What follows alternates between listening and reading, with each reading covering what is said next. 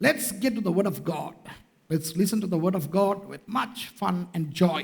கர்த்தருடைய வார்த்தைக்குள்ளே போகிறோம். ඉතින් ස්වාමින් වහන්සේගේ වචනය අහුම්කම් දෙන්න අපි ඇතුළත් වෙන්න යනවා. மிகவும் சந்தோஷத்தோடு உற்சாகத்தோடு தேவனுடைய வார்த்தையை படிப்போம். ඉතින් ඊටාම සන්තෝෂෙමුත් ඒ වගේම අපි ඊටා උනන්දුවෙමුත් දෙවියන් වහන්සේගේ වචනය ඉගෙන ගමු. 6 வருடங்களுக்கு முன்பு நான் இந்த இடத்துல இருந்து ஒரு பிரசங்கம் செய்தேன். 7 மர்மங்கள் என்ற தலைப்பிலே. අවුරුදු 6කට කලින් මෙම ස්ථානයේ අභිරහස් 7ක් ගැන දේවගැතිතුමා විසින් දේශනා කරනු ලැබුවා. I preached on the title The 7 Mysteries 6 years ago, and I was on that side and Tushara was on this side. நான் அந்த பக்கம் இருந்தேன், பாஸ்டர் துஷாரா இந்த பக்கம் இருந்தார்.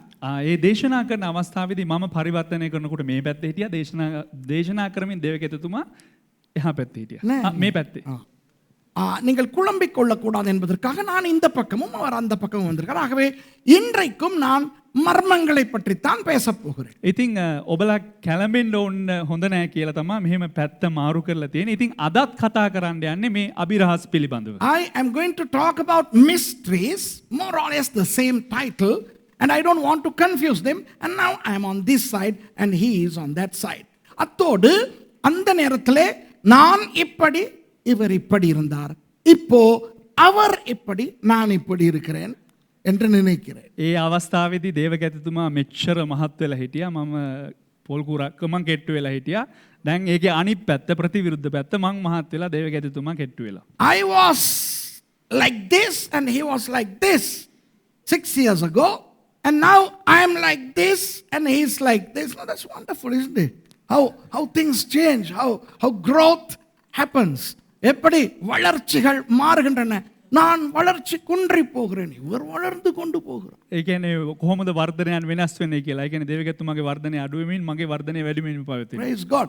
அதோட அந்த பிரசங்கத்திலே பாஸ்டர் துஷாருக்கு மீசையும் கிடையாது, தாடியும் கிடையாது. இப்போ மீசை இருக்கு, தாடியும் இருக்கு.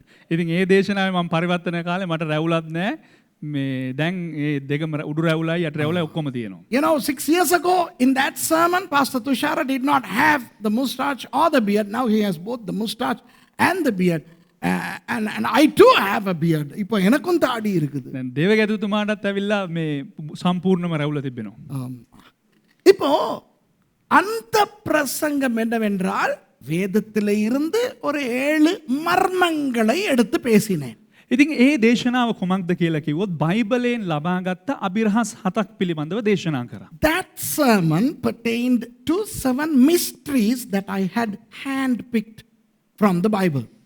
ஆனால் இன்று நான் தொடங்குகிற இந்த பிரசங்கம், නමුත් අද දවසේදී ආරම්භ කරන්නා වූ මේ දේශනාව வேதத்திலே ரகசியங்கள் அல்லது மர்மங்கள் என்று சொல்லப்பட்டுள்ள வசனங்களின் அடிப்படையில் இருக்கின்ற பிரசங்கம். බයිබලයේ අභිරහස් ලෙස සඳහන් වෙන්නා වූ අවස්ථාවන් රැගෙන දේශනා කරන්නා වූ දේශන මාලාවක් තමයි අද ආරම්භ කරන්නේ. But today I am starting a series of sermons entitled Mysteries, where the word mystery is inscribed in the Bible. இப்போ மர்மங்கள் அல்லது ரகசியங்கள் என்ற அந்த சொல் දැන් අභිරහස් නැත්තම් රහස් කියන්නා වූ මේ වචනය கிரேக்க மொழியிலே முஸ்டேரியோன் என்று வருகிறது. ග්‍රීක් භාෂාවෙන් මුස්ටේරියෝන් කියලා සඳහන් වෙනවා. The word translated as mystery in the English Bible happens to be the Greek word musterion. It's neuter in gender. There is no personification of that word. Now, if you are doing inductive study Bible and etymological examination of the word, you may discover that it is found only in the New Testament and 28 times, 5 of which in plural and the rest in singular. இப்போ இதெல்லாம் நமக்கு தேவையில்லை. நான் என்ன சொல்ல வருகிறேன் என்றால், මේ අවශ්‍ය නැහැ. මොකද්ද දේවගැතිතුමා කියන්න පැමිණෙන්නේ කිව්වොත් இந்த முஸ்டேரியான் என்கின்ற அந்த சொல் பழைய ஏற்பாட்டிலே கிடையாது. මේ මුස්ටේරියෝන් කියන්නා වූ ග්‍රීක පදය අපිට දකින්න හම්බෙන්නේ නැහැ පරණ ගිවිසුම තුල. அது முழுக்க முழுக்க புதிய ஏற்பாட்டுக்குள்ளே மாத்திரம் இருக்கின்ற ஒரு சொல். එය සම්පූර්ණයෙන්ම අලුත් ගිවිසුම තුල පමණක් අන්තර්ගත වෙන්නා වූ එක වචනයක්. Actually, the English word mystery derives from the Greek mysterion, so there is no indigenous meaning for the word mystery. It's a borrowed term. Mysterion or mystery is not found in the Old Testament, only in the New Testament. Okay, so what we are going to learn today pertains to the New Testament, although we will be retrospecting on the Old. இப்போ இந்த முஸ்டேரியான் என்ற சொல் தமிழிலே ரகசியம் என்று மொழிபெயர்க்கப்பட்டிருக்கிறது. දැන් මේ මුස්ටේරියෝන් කියන්නව Greek පදය සිංහල භාෂාවෙන් අභිරහස් කියලා සඳහන් වෙනවා. இது புதிய ஏற்பாட்டுக்குள்ளே இருக்கின்ற ஒரு தாற்பயம் மட்டுமே. මෙය අලුත් ගිවිසුමේ පමණක් අඩංගු දෙයක් පමණයි. இது பழைய ஏற்பாட்டை கொஞ்சம் அவ்வப்போது திரும்பி பார்க்குமே ஒழிய இது பழைய ஏற்பாட்டில் காணப்படுகின்ற ஒரு தாற்பயம் கிடையாது. මෙය පරණ ගිවිසුම තුළ ඉඳහිට දක්නට ලැබෙන්නා වූ දෙයක් නමුත් නෑ. මේක අපි අලුත් ගිවිසුමෙන් මේ අභිරහස ගැන ඉගෙන ගන්නකොට විටින් විට පරණ ගිවිසුම දිහා අපි පොඩ්ඩක් එබිලා බලනවා. නැතුව මේක පරණ ගිවිසුමේ අන්තර්ගත වෙලා තිබෙන සංකල්පයක් නම් නොවේ. இப்போ දැන් இந்த முஸ்டேரியான் என்ற அந்த கிரேக்க சொல்லின் அர்த்தத்தை நான் உங்களுக்கு சொல்லிக் கொடுக்க விரும்புகிறேன். මේ මුස්ටේරියෝන් කියන්නව ග්‍රීක පදයේ අර්ථය ඔබලට කියලා දෙන්න කැමති වෙනවා. Here is the meaning of the Greek word mysterion. தமிழிலே இரகசியம். මේ සිංහලෙන් අභිරහස්. இப்ப இரகசியம் என்றால் அது ஒருவேளை வெளியே வரும், வராமலேயே போய்விடும். දැන් රහසක් නැත්නම් අභිරහස් දෙයක් කියලා කියන්නේ සමහරක් විට එය එලිදරව් වෙන්නත් පුළුවන්. එලිදරව් වෙන්නේ නැතුව ඒ දේ සැඟවිලා තිබෙන්නත් පුළුවන්. A secret could be revealed or never be revealed. ரகசியம் என்பது வெளியே வரலாம், வராமலேயே போகலாம். රහසක් කියලා කියන්නේ සමහරක් අවස්ථාවන් වලදී එය එළියට එන්නත් පුළුවන්, එළියට එන්නේ නැති වෙන්නත් පුළුවන්. A secret can be revealed or never be revealed. ஆனால் இந்த முஸ்டேரியான் என்ற அந்த சொல்லின் அர்த்தம் නමුත් මේ මුස්ටේරියෝන් කියන්නා වූ වචනේ අර්ථය வெளியே வரும் ரகசியம். එළියට එලිදරව් වෙන්නා වූ රහසක්. The word mysterion means, yes, it is a secret, but it will come to light some day in the future or to some people. எதிர்காலத்திலே அல்லது ஒரு சிலருக்கு மாத்திரம் இந்த ரகசியம் வெளிப்படும் என்பதுதான் அதனுடைய அர்த்தம். ඉතින් මේ වචනේ අර්ථය තමයි ඒ කියන්නේ අනාගතයේදී හරි නැත්නම් යම්කිසි කණ්ඩායමකට හරි කරුණ කොටගෙන මේ දේ එලිදරව් වෙයි කියනා වූ දේ. அப்போ இன்று இந்த தொடங்குகிற இந்த ரகசியம் என்கின்ற இந்த பிரசங்கம் මේ රහස් නැත්නම් අභිරහස් කියනා වූ මේ දේශන මාලාව ஆண்டவர் புதிய ஏற்பாட்டிலே வெளிப்படுத்துகின்ற சில ரகசியங்கள். දෙවියන් වහන්සේ අලුත් ගිවිසුම තුල එලිදරව් කරන්නා වූ සමහරක් රහස්. These mysteries of which we are going to start to learn today have been unveiled in the New Testament to some people, and through those some people to some others, but to some not yet, to some it will never be. சில பேர் மூலம் ஆண்டவர் அவற்றை வெளிப்படுத்தி இருக்கிறார். සමහරක් අය කරුණ කොටගෙන පුද්ගලයන් කරුණ කොටගෙන දෙවියන් වහන්සේ දේවල් එලිදරව් කොට තිබෙනවා. சில பேருக்கு இதை வெளிப்படுத்தி விட்டார். සමහරක් අයට මේ දේවල් එලිදරව් කරා. ஆனால் சில பேருக்கோ கடைசி வரை அது ரகசியமாய்த்தான் இருக்க போகிறது. නමුත් සමහරක් දෙනාට ඒ අවසානයේ තෙක් ඒක රහසක් වශයෙන් තමයි තිබෙන්න යන්නේ. இப்போ நிறைய காரியங்கள் நான் பேச இருக்கிறபடினால் දැන් බොහෝ දේවල් මට කතා කරන්න තිබෙන නිසා எந்த அளவுக்கு இன்று உங்களை கொண்டு செல்ல முடியுமே கொண்டு செல்லுவேன். அதற்கு பிறகு அடுத்த ஞாயிற்றுக்கிழமையும் இதை தொடருவேன். කතරම් දුරට මේ දේශනාව හමාර පුළුවන්ද කියන තුලට මම රැගෙන යන්නම්. එහෙම බැරි වුණොත් මම ඊතුරු කොටස මම ලබන සතියේ ඉඳලා ආරම්භ කරන්නම්. I have a lot to speak about, so let's see how far we can go today, and I shall continue next Sunday, and I hope to conclude it by next Sunday. Worst come to worst, we will have to go to another Sunday. அடுத்த ஞாயிற்றுக்கிழமை முடிக்க முயற்சிப்பேன். ඊළඟ ඉරුදින මේ දේශනාව හමාර කරන්න බලාපොරොත්තු වෙනවා. முடியாவிட்டால் சரி, இன்னொரு ஞாயிற்றுக்கிழமைக்கு போவோம். බැරි වුණොත් තවත් එක ඉරුදිනක් කරා යනවා. சரி, ஒரு வசனத்தை முன்னுரையாக அடித்தளமாய் நான் உங்களுக்கு காண்பிக்க விரும்புகிறேன். ඉතින් එක වදනක් නේ, එක වගන්තියක් පෙරවදන නැත්නම් හැඳින්වීම ලෙස ඔබලාට ඉදිරිපත් කරන්න කැමති වෙනවා. May I furnish a scripture verse as a base or a foundation of our message? It's 1 Corinthians chapter 4 verses 1 and 2. 1 கொரிந்தியர் 4வது அதிகாரம் முதல் 2 வசனங்களும். 1 කොරින්තිය 4වෙනි පරිච්ඡේදයේ පළවෙනි පද දෙක.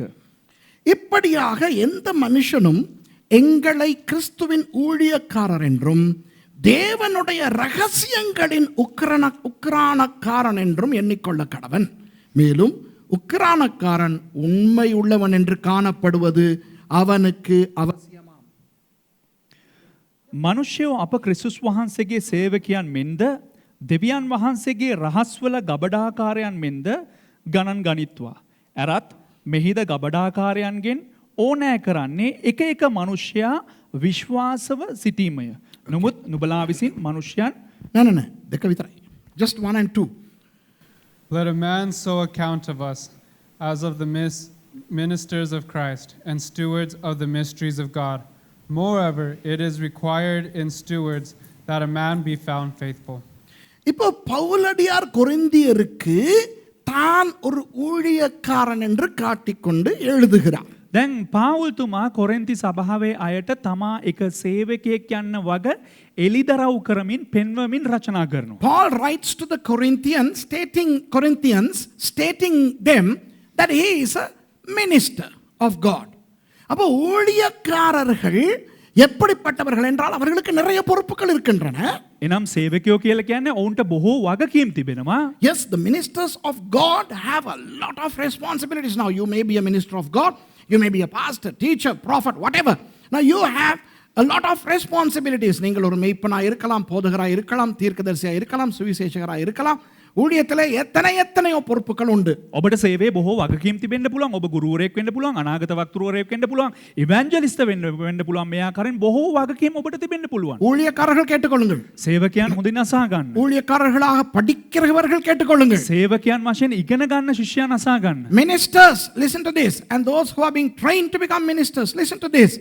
There is one more important task befallen us as ministers of the gospel. நமக்கு இருக்கின்ற கடமைகளுக்கு மேலாக இன்னும் ஒரு பொறுப்பு நமக்கு இருக்கிறது. අපිට තිබෙනා වූ වගකීම් වලට වඩා තවත් එක ඉතා වටිනා වගකීමක් තිබෙනවා. என்னவென்றால் தேவனுடைய ரகசியங்களின் உக்கிரானக்காரர். එනම් දෙවියන් වහන්සේගේ රහස් ගබඩා කරන්නන්. Stewards of the mysteries of God. உக்கிரானக்காரன் என்றால் யார்? ගබඩාකාරයා කියලා කියන්නේ කවුද? ஏதாவது பொருட்கள் கொண்ட ஒரு பண்டகசாலையை பொறுப்பாய் கவனமாய் பாதுகாத்து பராமரிக்கிறவர்.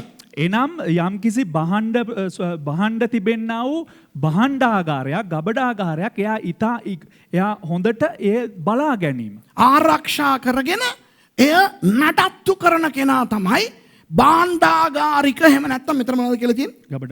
ගබඩාකාරයා කියලා තියෙන්නේ. A steward is somebody who is entrusted with a lot of goodies, valuable items, which that person has to protect and maintain. தேவனுடைய ரகசியங்கள் சிலவற்றை ஊழியக்காரர்களுக்கு அவர் கொடுத்திருக்கிறாராம். දෙවියන් වහන්සේ උන්වහන්සේගේ සමහරක් වටිනා රහස් සේවකයන්ට ලබා දීලා තිබෙනවලු. அவர்கள் அதை பராமரித்து பாதுகாக்க வேண்டுமாம். ඒවා ඉතා ඕනෑකමින් බලාගමින් ඒවා ආරක්ෂා කළ යුතුයිලු. This verse says that God has given to his servants or ministers some secrets which they have to store, protect and maintain. இப்போ இது வழக்கமாக ஊழியக்காரர்கள் செய்யும் கடமைகள் அல்ல, அதற்கு புறம்பாக. ඉතින් මේ ඒ කියන්නේ මේ හැම සේවකයෙකුටම තියෙන සේවාවන් පමණක් නෙවෙයි, ඒවට අමතරවයි මේක. Now this is on top of the responsibilities you have as servants of God. Let me repeat. இதை மறுபடியும் சொல்லுகிறேன். නැවත වතාවක් කියන්නම්. நீங்கள் ஒரு பாஸ்டராக இருந்தால் ඔබ පාස්ටර් කෙනෙක් වුණා නම් பாஸ்டருக்குரிய ஊழியம் இருக்கிறது உங்களுக்கு. පාස්ටර් කියන කෙනාට අයිති සේවාවන් තිබෙනවා. வேதாகம ஆசிரியர் என்றால் அதற்குரிய ஊழியம் இருக்கிறது. බයිබල් ගුරුවරයෙක් කියලා කියන්නේ ඒකටත් සේවාවන් තිබෙනවා. நீங்கள் சுவிசேஷகர் தீர்க்கதரிசி என்றால் அதற்குரிய பொறுப்புகள் உங்களுக்கு இருக்கின்றன. ඔබ එවැන්ජලිස්ට්වරයෙක් නම් නැත්නම් ඔබ මේ ප්‍රොපේටවරයෙක් නම් ඒකටත් අදාළ දේවල් තිබෙනවා. மிஷனரியா இருந்தால் உங்களுக்கு அந்த ஊழியம் இருக்கிறது. මිෂනාරි කෙනෙක් වුණත් ඒකට අදාළ වූ වගකීම් ඔබට තිබෙනවා. You may be an evangelist, you have the responsibilities of an evangelist. A pastor, the responsibilities of a pastor. A Bible teacher, responsibilities of a Bible teacher. And you can just go on and on and on. On top of all the responsibilities you have one more responsibility. What is that? certain secrets, mysteries of God have been entrusted to you, and you better behave as a good steward. இவற்றுக்கு மேலாக உங்களுக்கு தேவன் சில ரகசியங்களை கொடுத்திருக்கிறார். මේ දේවල් වලටත් වඩා දෙවියන් වහන්සේ තමාරක් රහස් ඔබලාට දීලා තිබෙනවා. அந்த ரகசியங்களை பாதுகாக்க வேண்டும். ඒ රහස් ඔබ ආරක්ෂා කළ යුතුයි. அதை தேவையான சமயங்களில் பயன்படுத்த வேண்டும். අවස්ථාවන් එන විට ඒ දේ පාවිච්චි කළ යුතුයි. இந்த ரகசியங்களை முன் அனுமதி இல்லாமல் போட்டு உடைக்க கூடாது. මේ රහස් කියන දේවල් අභිරහස් කියන දේවල් අපිට අවසරයක් නැතුව කලින් අපිට ඒ දේවල් පාවිච්චි කරන්න බෑ. Mysteries should not be unraveled without prior permission of the owner. Does that make sense? இப்போ யாராவது உங்களுக்கு ஒரு ரகசியம் சொல்றாங்க. දැන් කවුරු හරි කෙනෙක් ඔබට රහසක් කියනවා. நான் உங்களுக்கு ஒரு ரகசியம் சொல்றேன். මම ඔබට එක රහසක් කියන්නම්. அதை யாருக்கும் சொல்லாதீங்க. ඒක කාටවත් කියන්න එපා. You know, if somebody says to you, hey, I will tell you a secret, do not divulge it to anybody. You better be a good steward of that secret. நீங்கள் அந்த ரகசியத்துக்கு ஒரு நல்ல உக்கிரானக்காரியாய் இருக்க வேண்டும். ඔබ ඒ රහස ලැබුණ ගමන් ඒ රහස් රකින්නා වූ තැනැත්තෙක් තැනැත්තියක් හැටියට සිටිය යුතුයි. இன்றைக்கு நம்முடைய உக்கிரானத்துவம் எப்படி தெரியுமா? නමුත් අද අපගේ රහස් රැකීම කොහොමද දන්නවද? Do you know how we maintain secrets? இவர் எனக்கு வந்து சொல்லுவாரு, මම දේවකැතිතුමාට ගිහිල්ලා කියනවා யாருக்கும் சொல்லாதீங்க பாஸ்டர், நான் உங்களுக்கு ஒரு ரகசியம் சொல்றேன். කාටවත් කියන්න එපා පාස්ටර්, මම ඔයාලට එක රහසක් කියන්න. Pastor Tushara will come and tell me, I will tell you a secret, don't tell anybody. நான் என்ன செய்வேன், அதை மேசிக்கிட்ட போய் சொன்னேன், மேசி துஷார எனக்கு ஒரு சீக்ரெட் ரகசியம் சொன்னாரு, யாருக்கும் சொல்ல வேணான்னாரு, நான் உனக்கு மட்டும் சொல்றேன், மவளை யாருக்கும் சொல்லாத, தெரியப்படுத்திராத, நான் உனக்கு சொல்லிட்டேன், காட்டிக்கிறாத. ඉතින් පාස්ටර් මොනවද කියලා කියන්නේ සහෝදරි මර්සිට කියලා කියනවා, මාසි මම ඔයාලට රහසක් කියන්නම්, තුෂාර මට එක දෙයක් කිව්වා, මේක මම ඔයා කිව්වා කියලා කාටවත් කියන්නත් එපා, මම කිව්වා කියලා අනේ බැරි වෙලාවක් උඹ පෙන්න ගන්නවත් එපා. I will go and tell Mercy, hey Mercy, do you know what?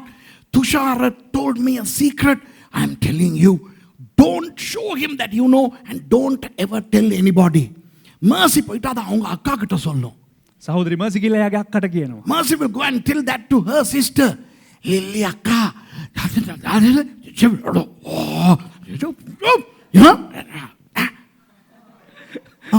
ලිල්ලි අක්කා She will go and tell Lily, hey Lily, you know what? Lily will go and tell Rajamma.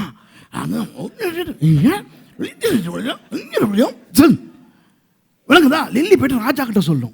සහෝදරි ලිල්ලි කියලා පාස්ටර් රාජට කියනවා ராஜம்மா මේ රාජා මේ அப்படிதான் அவங்க கூப்பிடுறது. அதுதான் එහෙම තමයි කතා කරන්නේ අය. நீங்க யாருக்கும் சொல்லிடாதீங்க. කාටවත් ඔය කියන්න එපා. டிரான்ஸ்லேஷன் தேவையில்ல. ராஜா அதை போயிட்டு டேனி கிட்ட மட்டும் சொல்லுவார். පාස්ටර් රාජ කියලා ඒක පාස්ටර් ඩැනිට විතරක් කියනවා. என்ன இருந்தாலும் பாஸ்டர்ஸ் தானே, මොනවන පාස්ටර්ලානේ ஜெபிக்கிறதுக்காக. යාඥා කරන්න. Raja pastor would tell that to Danny pastor because it's a pastoral thing for prayer. So by the time it comes to Danny, it's not gossip, a prayer request. இப்போ pastor Danny கிட்ட அந்த கதை வரும்போது அது ரகசியம் அல்ல, ஜெப குறிப்பு. දැන් පාස්ටර් ඩැනීට ඒ කතාව එනකොට ඒක රහසක් නෙවෙයි, ඒක යාඥා ඉල්ලීමක්. அப்போ பாஸ்டர் டேனி இதை குறித்து ஜெபிப்பதற்காக இன்னும் ஒருவருக்கு சொல்லுவார். දැන් පාස්ටර් ඩැනී මේක උදෙසා යාඥා කරන පිණිස තවත් එක්කෙනෙකුට මේ දේ කියනවා. So in order to pray for Tushara, Danny would divulge it to somebody. Within 1 week everybody knows that secret. ஒரே வாரத்துல எல்லாருக்கும் அந்த ரகசியம் தெரியும். මාගේ දෙයියනේ එක සතියකින් ඒ රහස හැමදෙනාම දැනගන්නවා. விளங்குதா உங்களுக்கு? වැටහෙනවද බලන්න?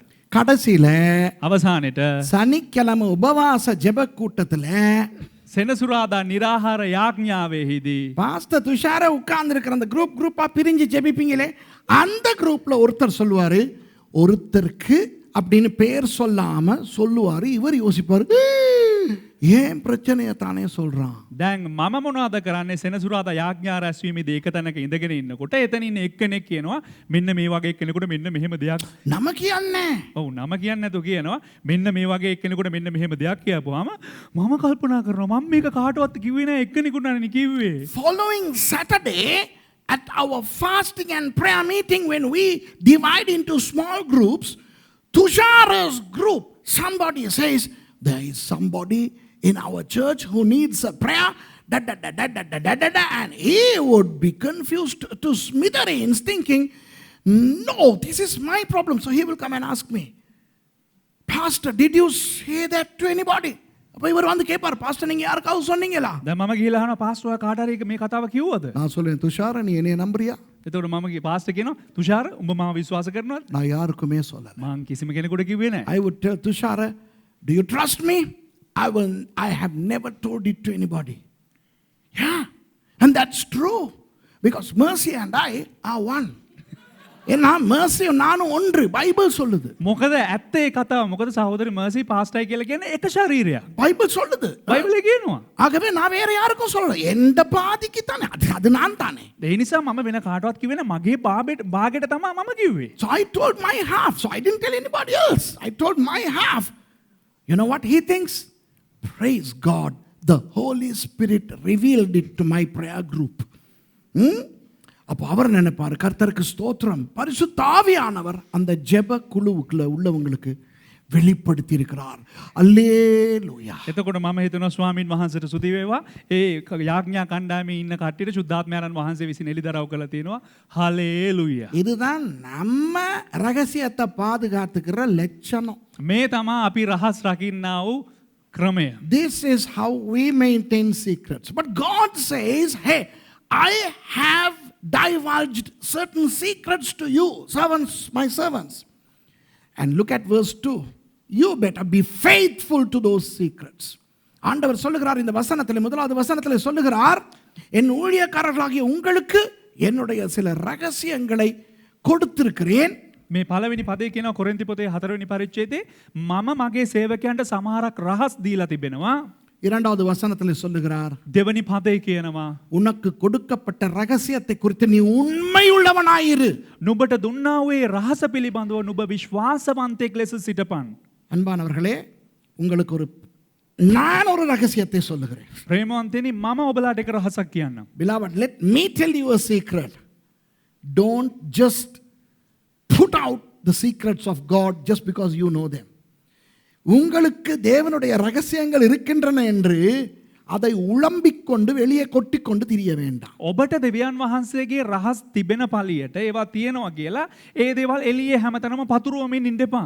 இப்போ சில பேர் சொல்வார்கள் எனக்கு, දැන් සමහරක් අය මට කියනවා இந்த டாக்டர் அஹமத் டீடாட் இப்படி சொல்றார், ඩොක්ටර් අහමඩ් ඩීඩාට් මෙන්න මෙහෙම කියනවා, ஜாகிர் நாயக் இப்படி சொல்றார், ජාගීර් නායක් මෙන්න මෙහෙම කියනවා, இந்திக தொட்டவத்தை இப்படி சொல்றார், ඉන්දික තොටවත්ත මෙන්න මේ වගේ දෙයක් කියනවා, அவர் இப்படி சொல்றார். එයා මෙහෙමගේ දෙයක් කියනවා. பாஸ்டர், இதுக்கெல்லாம் உங்ககிட்ட பதில் இருக்குது தானே? පාස්ටර් ඔයා ගාව මේවට පිළිතුරු තියෙනවා නේද? கொடுங்களே, අනේ දෙන්නකෝ ඒවට පිළිතුරු. கிளிங்களே. ඊටලා යන්න දෙන්නකෝ උත්තර.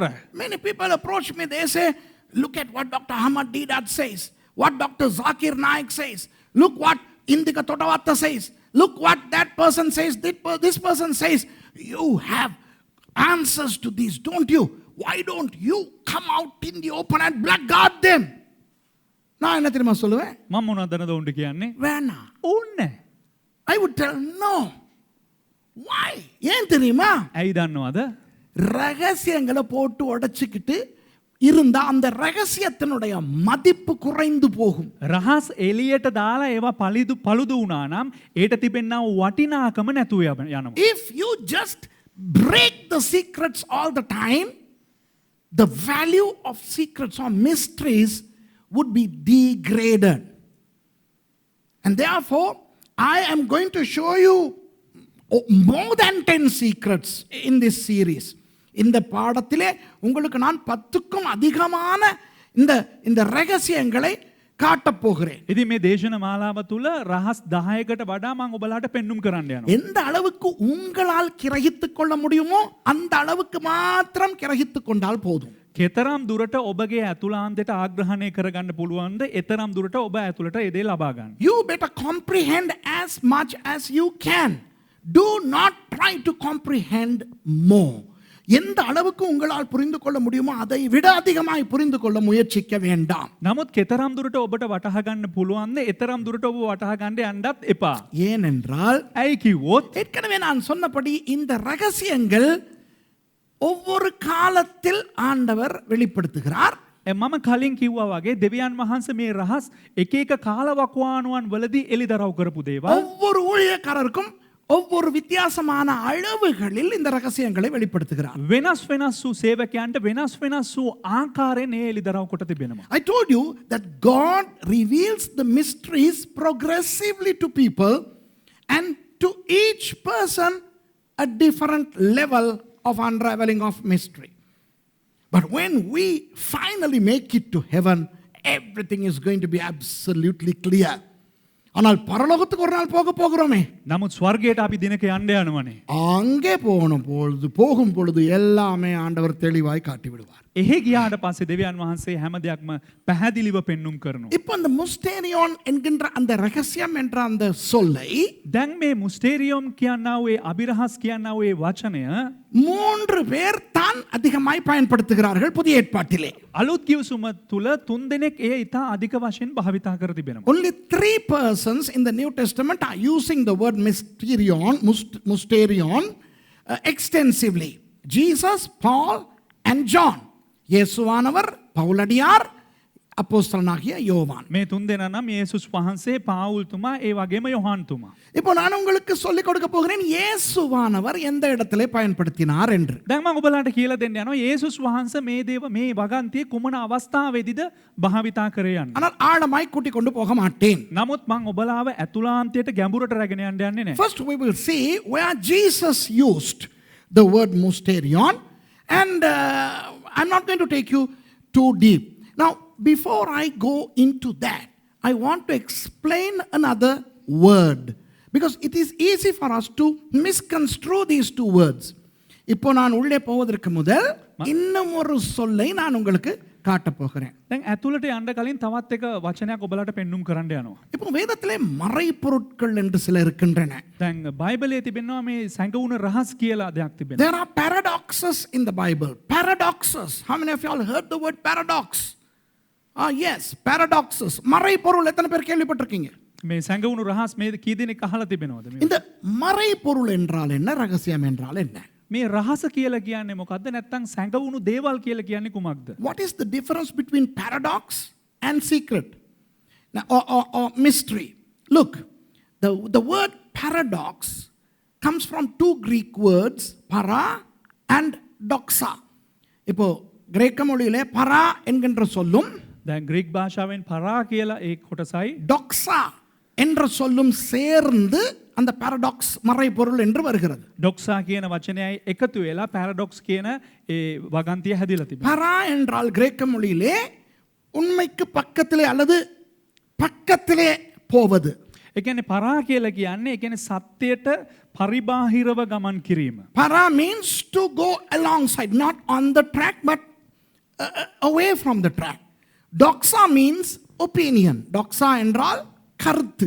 ඒ කියන්නේ ඩොක්සා කියලා කියන්නේ ඒ පිළිබඳව ලැබෙන අදහස. இப்போ வேதத்திலே දැන් බයිබලේ முன்னுக்கு பின் முரணாய் தோன்றுகிற சில வசனங்களை காண்பீர்கள்.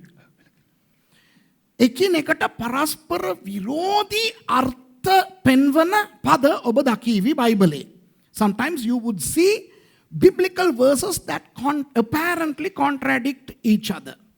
Now, for example, the first couple of verses we are going to look are almost like a paradox. இப்போ நாம் பார்க்க போகிற 2 வசனங்கள் கொஞ்சம் அந்த மாதிரி இருக்கும். දැන් අපි බලන්න යනවා වූ වගන්ති සමහරක් වෙලට එකිනෙකට පරස්පර විරෝධී වදන්. ஒரே சம்பவத்தை குறித்து இயேசுவானவர் பரலோக ராஜ்யம் என்று சொல்லுகிறார். மத்தேயு புத்தகத்திலே, மாற்கு லூக்கா புத்தகங்களிலே தேவராஜ்யம் என்று சொல்லுகிறார். ඒ කියන්නේ එකම දේ පිළිබඳව යේසුස් වහන්සේ මතෙව් පොතේ කතා කරනවා ස්වර්ග රාජ්‍යය කියලා, මාක් ලූක් පොත්වල කතා කරනවා මේ දේව රාජ්‍යය කියලා. Jesus mentions the kingdom of heaven in Matthew, and on the same context he is using the kingdom of God in Mark and Luke.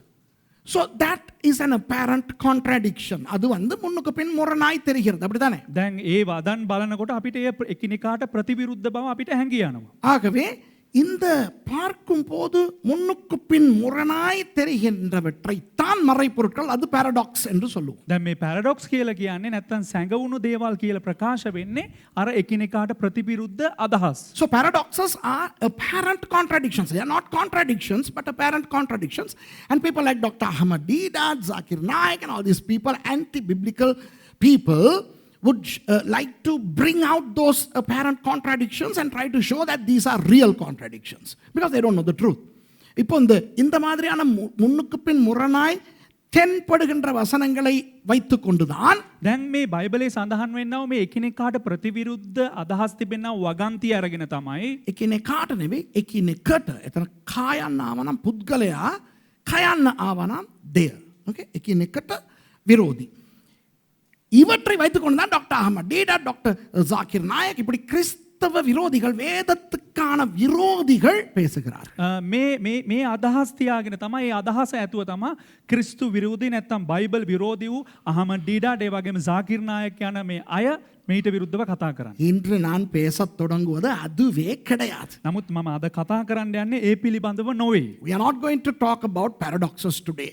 Let's talk about mysteries, secrets of God. நாம் ரகசியங்களை, தேவனுடைய ரகசியங்களை பார்க்க போகிறோம். අපි දෙවියන් වහන්සේගේ අභිරහස් නැත්තම් රහස් බලන්න යනවා. இப்போ இயேசுவானவர் ஒரு ரகசியத்தை பற்றி பேசுகிறார். දැන් යේසුස් වහන්සේ එක රහසක් ගැන කතා කරනවා. நீங்கள் நாம் 3 வசனங்கள் வாசிக்க போகிறோம். පද 3ක් කියවන්න We are going යනවා. to read 3 verses, one from Matthew, one from Mark, and one from Luke. Let's go to Matthew, chapter 13 and verse 11. மத்தேயு 11வது அதிகாரம், 13வது அதிகாரம், 11வது வசனம். මතෙව් 13 වෙනි පරිච්ඡේදයේ 11 වෙනි පදය මුලින්ම. இப்போ இந்த கதை எந்த பின்னணியிலே வருகிறது என்றால் விதைக்கிறவனுடைய உவமையிலே இருந்து வருகிறது. දැන් මේ කතාවේ පසුබිම කොහෙන්ද එන්නේ කියලා බැලුවොත් එහෙම වපුරන්නාගේ උපමාවේ තමයි මේ දේ අන්තර්ගත වෙන්නේ. Now this verse is within the context of the parable of the seeds or the sower. 11வது வசனம், அவர்களுக்கு அவர் பிரதியுத்தரமாக, அதாவது சீஷர்களுக்கு, சரி 10ல இருந்தே வாசிப்போமே. அப்பொழுது சீஷர்கள் அவரிடத்தில் வந்து, ஏன் அவர்களோட உவமைகளாய் பேசுகிறீர் என்று கேட்டார்கள். அவர்களுக்கு அவர் பிரதியுத்தரமாக, பரலோக ராஜ்யத்தின் ரகசியங்களை அறியும்படி உங்களுக்கு அருளப்பட்டது, அவர்களுக்கோ අරුලප්පඩවිල්ලයි. අපි 10 වෙනි පදේ ඉඳලා කියවමු. එවිට ගෝලයෝ ඇවිත් ඔබ වහන්සේ ඔවුන්ට උපමාවලින් කතා කරන්නේ මක් නිසාදයි ඇසුවෝය. උන්වහන්සේ ඔවුන්ට උත්තර දෙමින් ස්වර්ග රාජ්‍යයේ රහස් දැන ගැනීම නුඹලාට දී තිබේ. නමුත් ඔවුන්ට දීලා නැත. Verses 10 and 11. Matthew 13 verses 10 and 11. And the disciples came and said unto him, Why speakest thou unto them in parables? He answered and said unto them, Because it is given unto you to know the mysteries of the kingdom of heaven, but to them it is not given. Okay, Mark chapter 4 verse 11. Mark 4வது அதிகாரம் 11வது வசனம். இதே கதைதான். Mark 4 වෙනි පරිච්ඡේදයේ 11 වෙනි පදේ මේ කතාවම තමයි. It's the same story, but look what Jesus says. இயேசு என்ன சொல்கிறார்? அதற்கு அவர், தேவனுடைய ராஜ்யத்தின் ரகசியத்தை அறியும்படி உங்களுக்கு அருளப்பட்டது, புறம்பே இருக்கிறவர்களுக்கோ இவைகள் எல்லாம் உவமைகளாக சொல்லப்படுகிறது. යේසුස් වහන්සේ විසින් මෙන්න මෙහෙම උත්තර දෙනවා. දෙවියන් වහන්සේගේ රාජ්‍යයේ රහස නුඹලාට දී තිබේ. නමුත් පිටත සිටින්නන්ට සියල්ලම උපමාවලින් කියනු ලැබේ. And he said unto them, Unto you it is given to know the mysteries of the kingdom of God, but unto them that are without, all these things are done in parables. Luke chapter 8 verse 10. லூக்கா 8வது அதிகாரம் 10வது வசனம். ලූක 8 වෙනි පරිච්ඡේදයේ 10 වෙනි පදය. அதற்கு அவர், தேவனுடைய ராஜ்யத்தின் ரகசியங்களை அறியும்படி உங்களுக்கு அருளப்பட்டது, மற்றவர்களுக்கோ அவர்கள் கண்டும் காணாதவர்களாகவும் கேட்டும் உணராதவர்களாகவும் இருக்கத்தக்கதாக அவைகள் උවමයිகளாக சொல்லப்படுகின்றது. යේසුස් වහන්සේ කියනවා දෙවියන් වහන්සේගේ රාජ්‍යයේ රහස් දැන ගැනීම නුඹලාට දී තිබේ. නමුත් දකිමින් නොදක්නා පිණිසත් අසමින් තේරුම් නොගන්නා පිණිසත් සෙස්සන්ට උපමාවලින් කියනු ලැබේ. And he said, Unto you it is given to know the mysteries of the kingdom of God, but to others in parables, that seeing they might not see, and hearing they might not understand. விஷயத்துக்கு வர முன்பு ஒரு வேறொரு காரியத்தை விளக்கி விட்டு வருகிறேன். දැන් මේ විෂයට එන්න කලින් වෙන දෙයක් ඔබලාට විග්‍රහ කරලා පැමිණෙන්න. Let me explain something else briefly before getting into our subject here. Did Jesus say kingdom of heaven or kingdom of God? இயேசுவானவர் தேவனுடைய ராஜ்யம் என்று சொன்னாரா பரலோக ராஜ்யம் என்று சொன்னாரா? යේසුස් වහන්සේ ස්වර්ග රාජ්‍යය කියලා කිව්වද නැත්නම් දෙවියන් වහන්සේගේ රාජ්‍යය කියලා කිව්වද? மத்தேயு புத்தகத்திலே பரலோக ராஜ்யம், මතෙව් පොතේ ස්වර්ග රාජ්‍යය. மார்க்கிலும் லூக்கிலும் தேவ ராஜ்யம். නමුත් මාක් පොතේ ලූක් පොතේ දේව රාජ්‍යය. In Matthew it is the kingdom of heaven, in Mark and Luke it's the kingdom of God. What did Jesus really say? இயேசுவானவர் உண்மையில் என்ன சொன்னார்? යේසුස් වහන්සේ සැබෑවටම කුමක්ද ප්‍රකාශ කළේ? இரண்டையும் சொன்னார். දෙකම කතා කරනු ලැබුවා. Jesus told the disciples both the things. இயேசுவானவர் என்ன சொன்னார் என்றால், යේසුස් වහන්සේ කුමක්ද කිව්වේ කිව්වොත් தேவனுடைய ராஜ்யத்தின் ரகசியமும் பரலோக ராஜ்யத்தின் ரகசியமும் உங்களுக்கு கொடுக்கப்பட்டிருக்கிறது, அவர்களுக்கு மறைக்கப்பட்டிருக்கிறது. දෙවියන් වහන්සේගේ රාජ්‍ය පිළිබඳව රහසොත් ස්වර්ග රාජ්‍ය පිළිබඳව රහසොත් ඔබලාට දැනුම් දීලා තිබෙනවා. නමුත් ඔවුන්ට ඒ පිළිබඳව එළිදරව් කරලා නැහැ. What Jesus actually told them was, hey, the mystery of the kingdom of heaven and the mystery of the kingdom of God are revealed to you, but not to them. It is hidden from them. ஆனால் மத்தேயு தேவனுடைய ராஜ்யம் என்று அவர் சொன்னதை குறிப்பிடாமல் பரலோக ராஜ்யத்தை மாத்திரம் எழுதுகிறார். නමුත් මතෙව් විසින් මොනවද දෙවියන් වහන්සේගේ රාජ්‍ය කියපු දේ සඳහන් කරන්නේ නැතුව ස්වර්ග රාජ්‍ය පිළිබඳව පමණක් අන්තර්ගත කරනවා. Matthew doesn't inscribe Jesus saying the kingdom of God. He only mentions the kingdom of heaven. Why? ஏன் தெரியுமா? ඇයි දන්නවද? மத்தேயு யூதர்களுக்கு எழுதப்பட்டது. මතෙව් යුදෙව්වන්ට රචනා කළේ. யூதர்களுக்கு தேவனுடைய ராஜ்யம் என்றால் பழைய ஏற்பாட்டு காலம் என்று தெரியும். යුදෙව්වන්ට දෙවියන් වහන්සේගේ රාජ්‍ය කියලා කියන්නේ පරණ කිවිසුම් කාලය. அதை பற்றி இவர் பேசவில்லை என்றபடினால் அந்த சொல்லை பயன்படுத்தவில்லை. ඒ නිසා මොහු කතා කරන්නේ නැති නිසා ඒ වගන්තිය ඔහු මේ ස්ථානේ භාවිතා කරේ නැහැ. Matthew was written to the Jews, and the Jews saw the entire period of their Old Testament under theocracy, kingdom of God. Therefore they might confuse that Jesus was talking about the kingdom of God as in the Old Testament. That's why he is avoiding the expression kingdom of God. If you understand, wonderful. If you don't understand, still wonderful. Don't try to understand if you don't understand. புரிந்தால் நல்லது, වැටහුණා නම් හොඳයි. புரியாவிட்டாலும் நல்லது. වැටහුන් නැතත් හොඳයි. புரியாவிட்டால் புரிந்து கொள்ள முயற்சிக்காமல் இருப்பது நல்லது. තේරුම් ගත්තේ නැතත් තේරුම් ගන්න උත්සාහ ගන්න නැතුව ඉන්න එකත් හොඳයි. மாற்கு ரோமர்களுக்கு இயேசுவை ஊழியக்காரராய் காட்டுகிறார். මාක්තුමා යේසුස් වහන්සේ සේවකෙක් හැටියට පෙන්눔 කරනවා. லூக்கா கிரேக்கர்களுக்கு இயேசுவானவரை மனுஷனாய் காட்டுகிறார். ලූක් යේසුස් වහන්සේ ගැන මේ කියන්නේ මේ மனுஷன். මිනිසෙක් හැටියට පෙන්නනවා. ஆகவே அவர்கள் பரலோக ராஜ்யத்தை பற்றி பேசாமல் தேவ ராஜ்யத்தை குறித்து பேசுகிறார். නමුත් ඔවුන්ට ස්වර්ග රාජ්‍ය පිළිබඳව කතා කරන්නේ නැතුව දෙවියන් වහන්සේගේ රාජ්‍ය පිළිබඳව කතා කරනවා. Mark shows Jesus as a servant to the Romans, and Luke shows Jesus as the man, son of man, to the Greeks, and therefore they both avoid the kingdom of heaven expression and they inscribe the kingdom of God bit. Anyway, இந்த ஒரே இடத்தில் இந்த இரண்டு சொற்களையும் பயன்படுத்துகின்றபடியினால் சில பேர் நினைக்கிறார்கள் தேவராஜ்யமும் பரலோக ராஜ்யமும் ஒன்று என்று. ඉතින් මේ වදන් ඒ කියන්නේ පරස්පර විරෝධීව එක එක ස්ථානවල භාවිතා වෙන නිසා බොහෝ දෙනෙක් හිතනවා ස්වර්ග රාජ්‍ය වෙනයි ඒ වගේම ස්වර්ග මේ දේව රාජ්‍ය වෙනයි කියලා. දෙකම එකයි කියලා. දෙකම එකයි කියලා.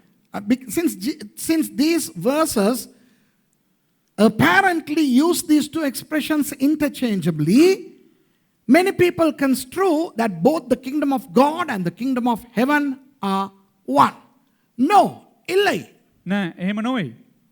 இப்போ நாம் எல்லாம் தேவனுடைய ராஜ்யத்துக்குள்ளே இருக்கிறோம். දැන් අපි සියලු දෙනාම දෙවියන් වහන්සේගේ රාජ්‍යයේ සිටිනවා. இயேசுவை சொந்த இரட்சகராய் ஏற்றுக்கொண்டு යේසුස් වහන්සේ පෞද්ගලික ගැලවුම්කාරය හැටියට පිළිගෙන பாவ மன்னிப்பை பெற்றுக்கொண்டு පව්කමාව ලබාගෙන நாம் அனைவரும் தேவனுடைய ராஜ்யத்துக்குள்ளே வந்திருக்கிறோம். අපි සෑම දෙනාම දෙවියන් වහන්සේගේ රාජ්‍ය තුලට පැමිණ සිටිනවා. தேவ ராஜ்யம் உலகத்திலே இன்றும் இருக்கிறது. දේව රාජ්‍ය කියන එක තාමත් මේ ලෝකේ පවතිනවා. We accepted the Lord Jesus Christ as our Savior and gotten all our sins forgiven.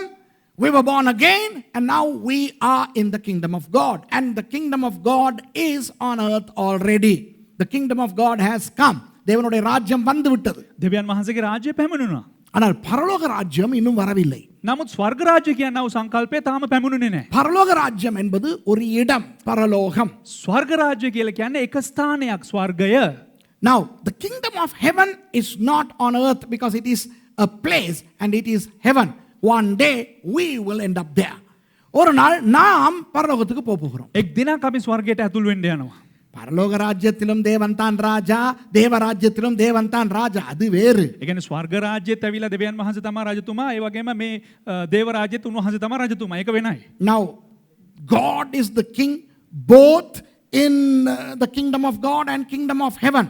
இப்போ ஒரு உதாரணத்தை சொல்லுகிறேன். இப்போ டேனியல் இங்கே இருக்கிறார், அமெரிக்காலேருந்து வந்து இங்கே ஊழியம் செய்கிறவர் டேனியல். මේ අපේ සහෝදර ඩැනියල් ඉන්නවා. දැන් උදාහරණයකට ගන්නම් ඔහු ඇමරිකාවේ ඉඳලා ඇවිල්ලා මෙහි සේවය කරනවා. Now Daniel is an American. He is with us for many years now. Now, can he go to America whilst in Sri Lanka? Well, yes and no. அவர் இலங்கையில் இருந்து கொண்டு அமெரிக்காவுக்கு போக முடியுமா? ඔහු ලංකාවේ ඉන්න ගමන් ඇමරිකාවට යන්න පුළුවන්ද?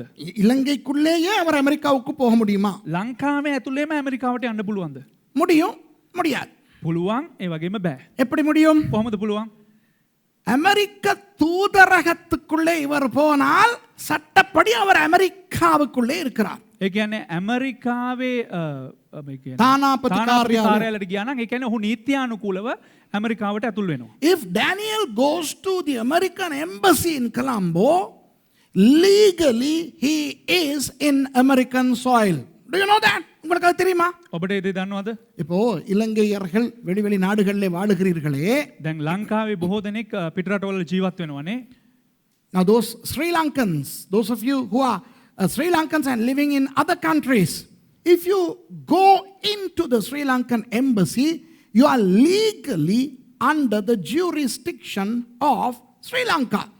நீங்கள் அந்த இலங்கை தூதரகத்துக்குள்ளே நீங்கள் போனீர்கள் என்றால் ඔබ ජීවත් වෙන රට තුල ඔබ ඒ ශ්‍රී ලංකානු තානාපති කාර්යාලයට ඇතුල් වනවාම சட்டப்படி நீங்கள் இலங்கை மண்ணில் பிரவேசித்து விட்டீர்கள்.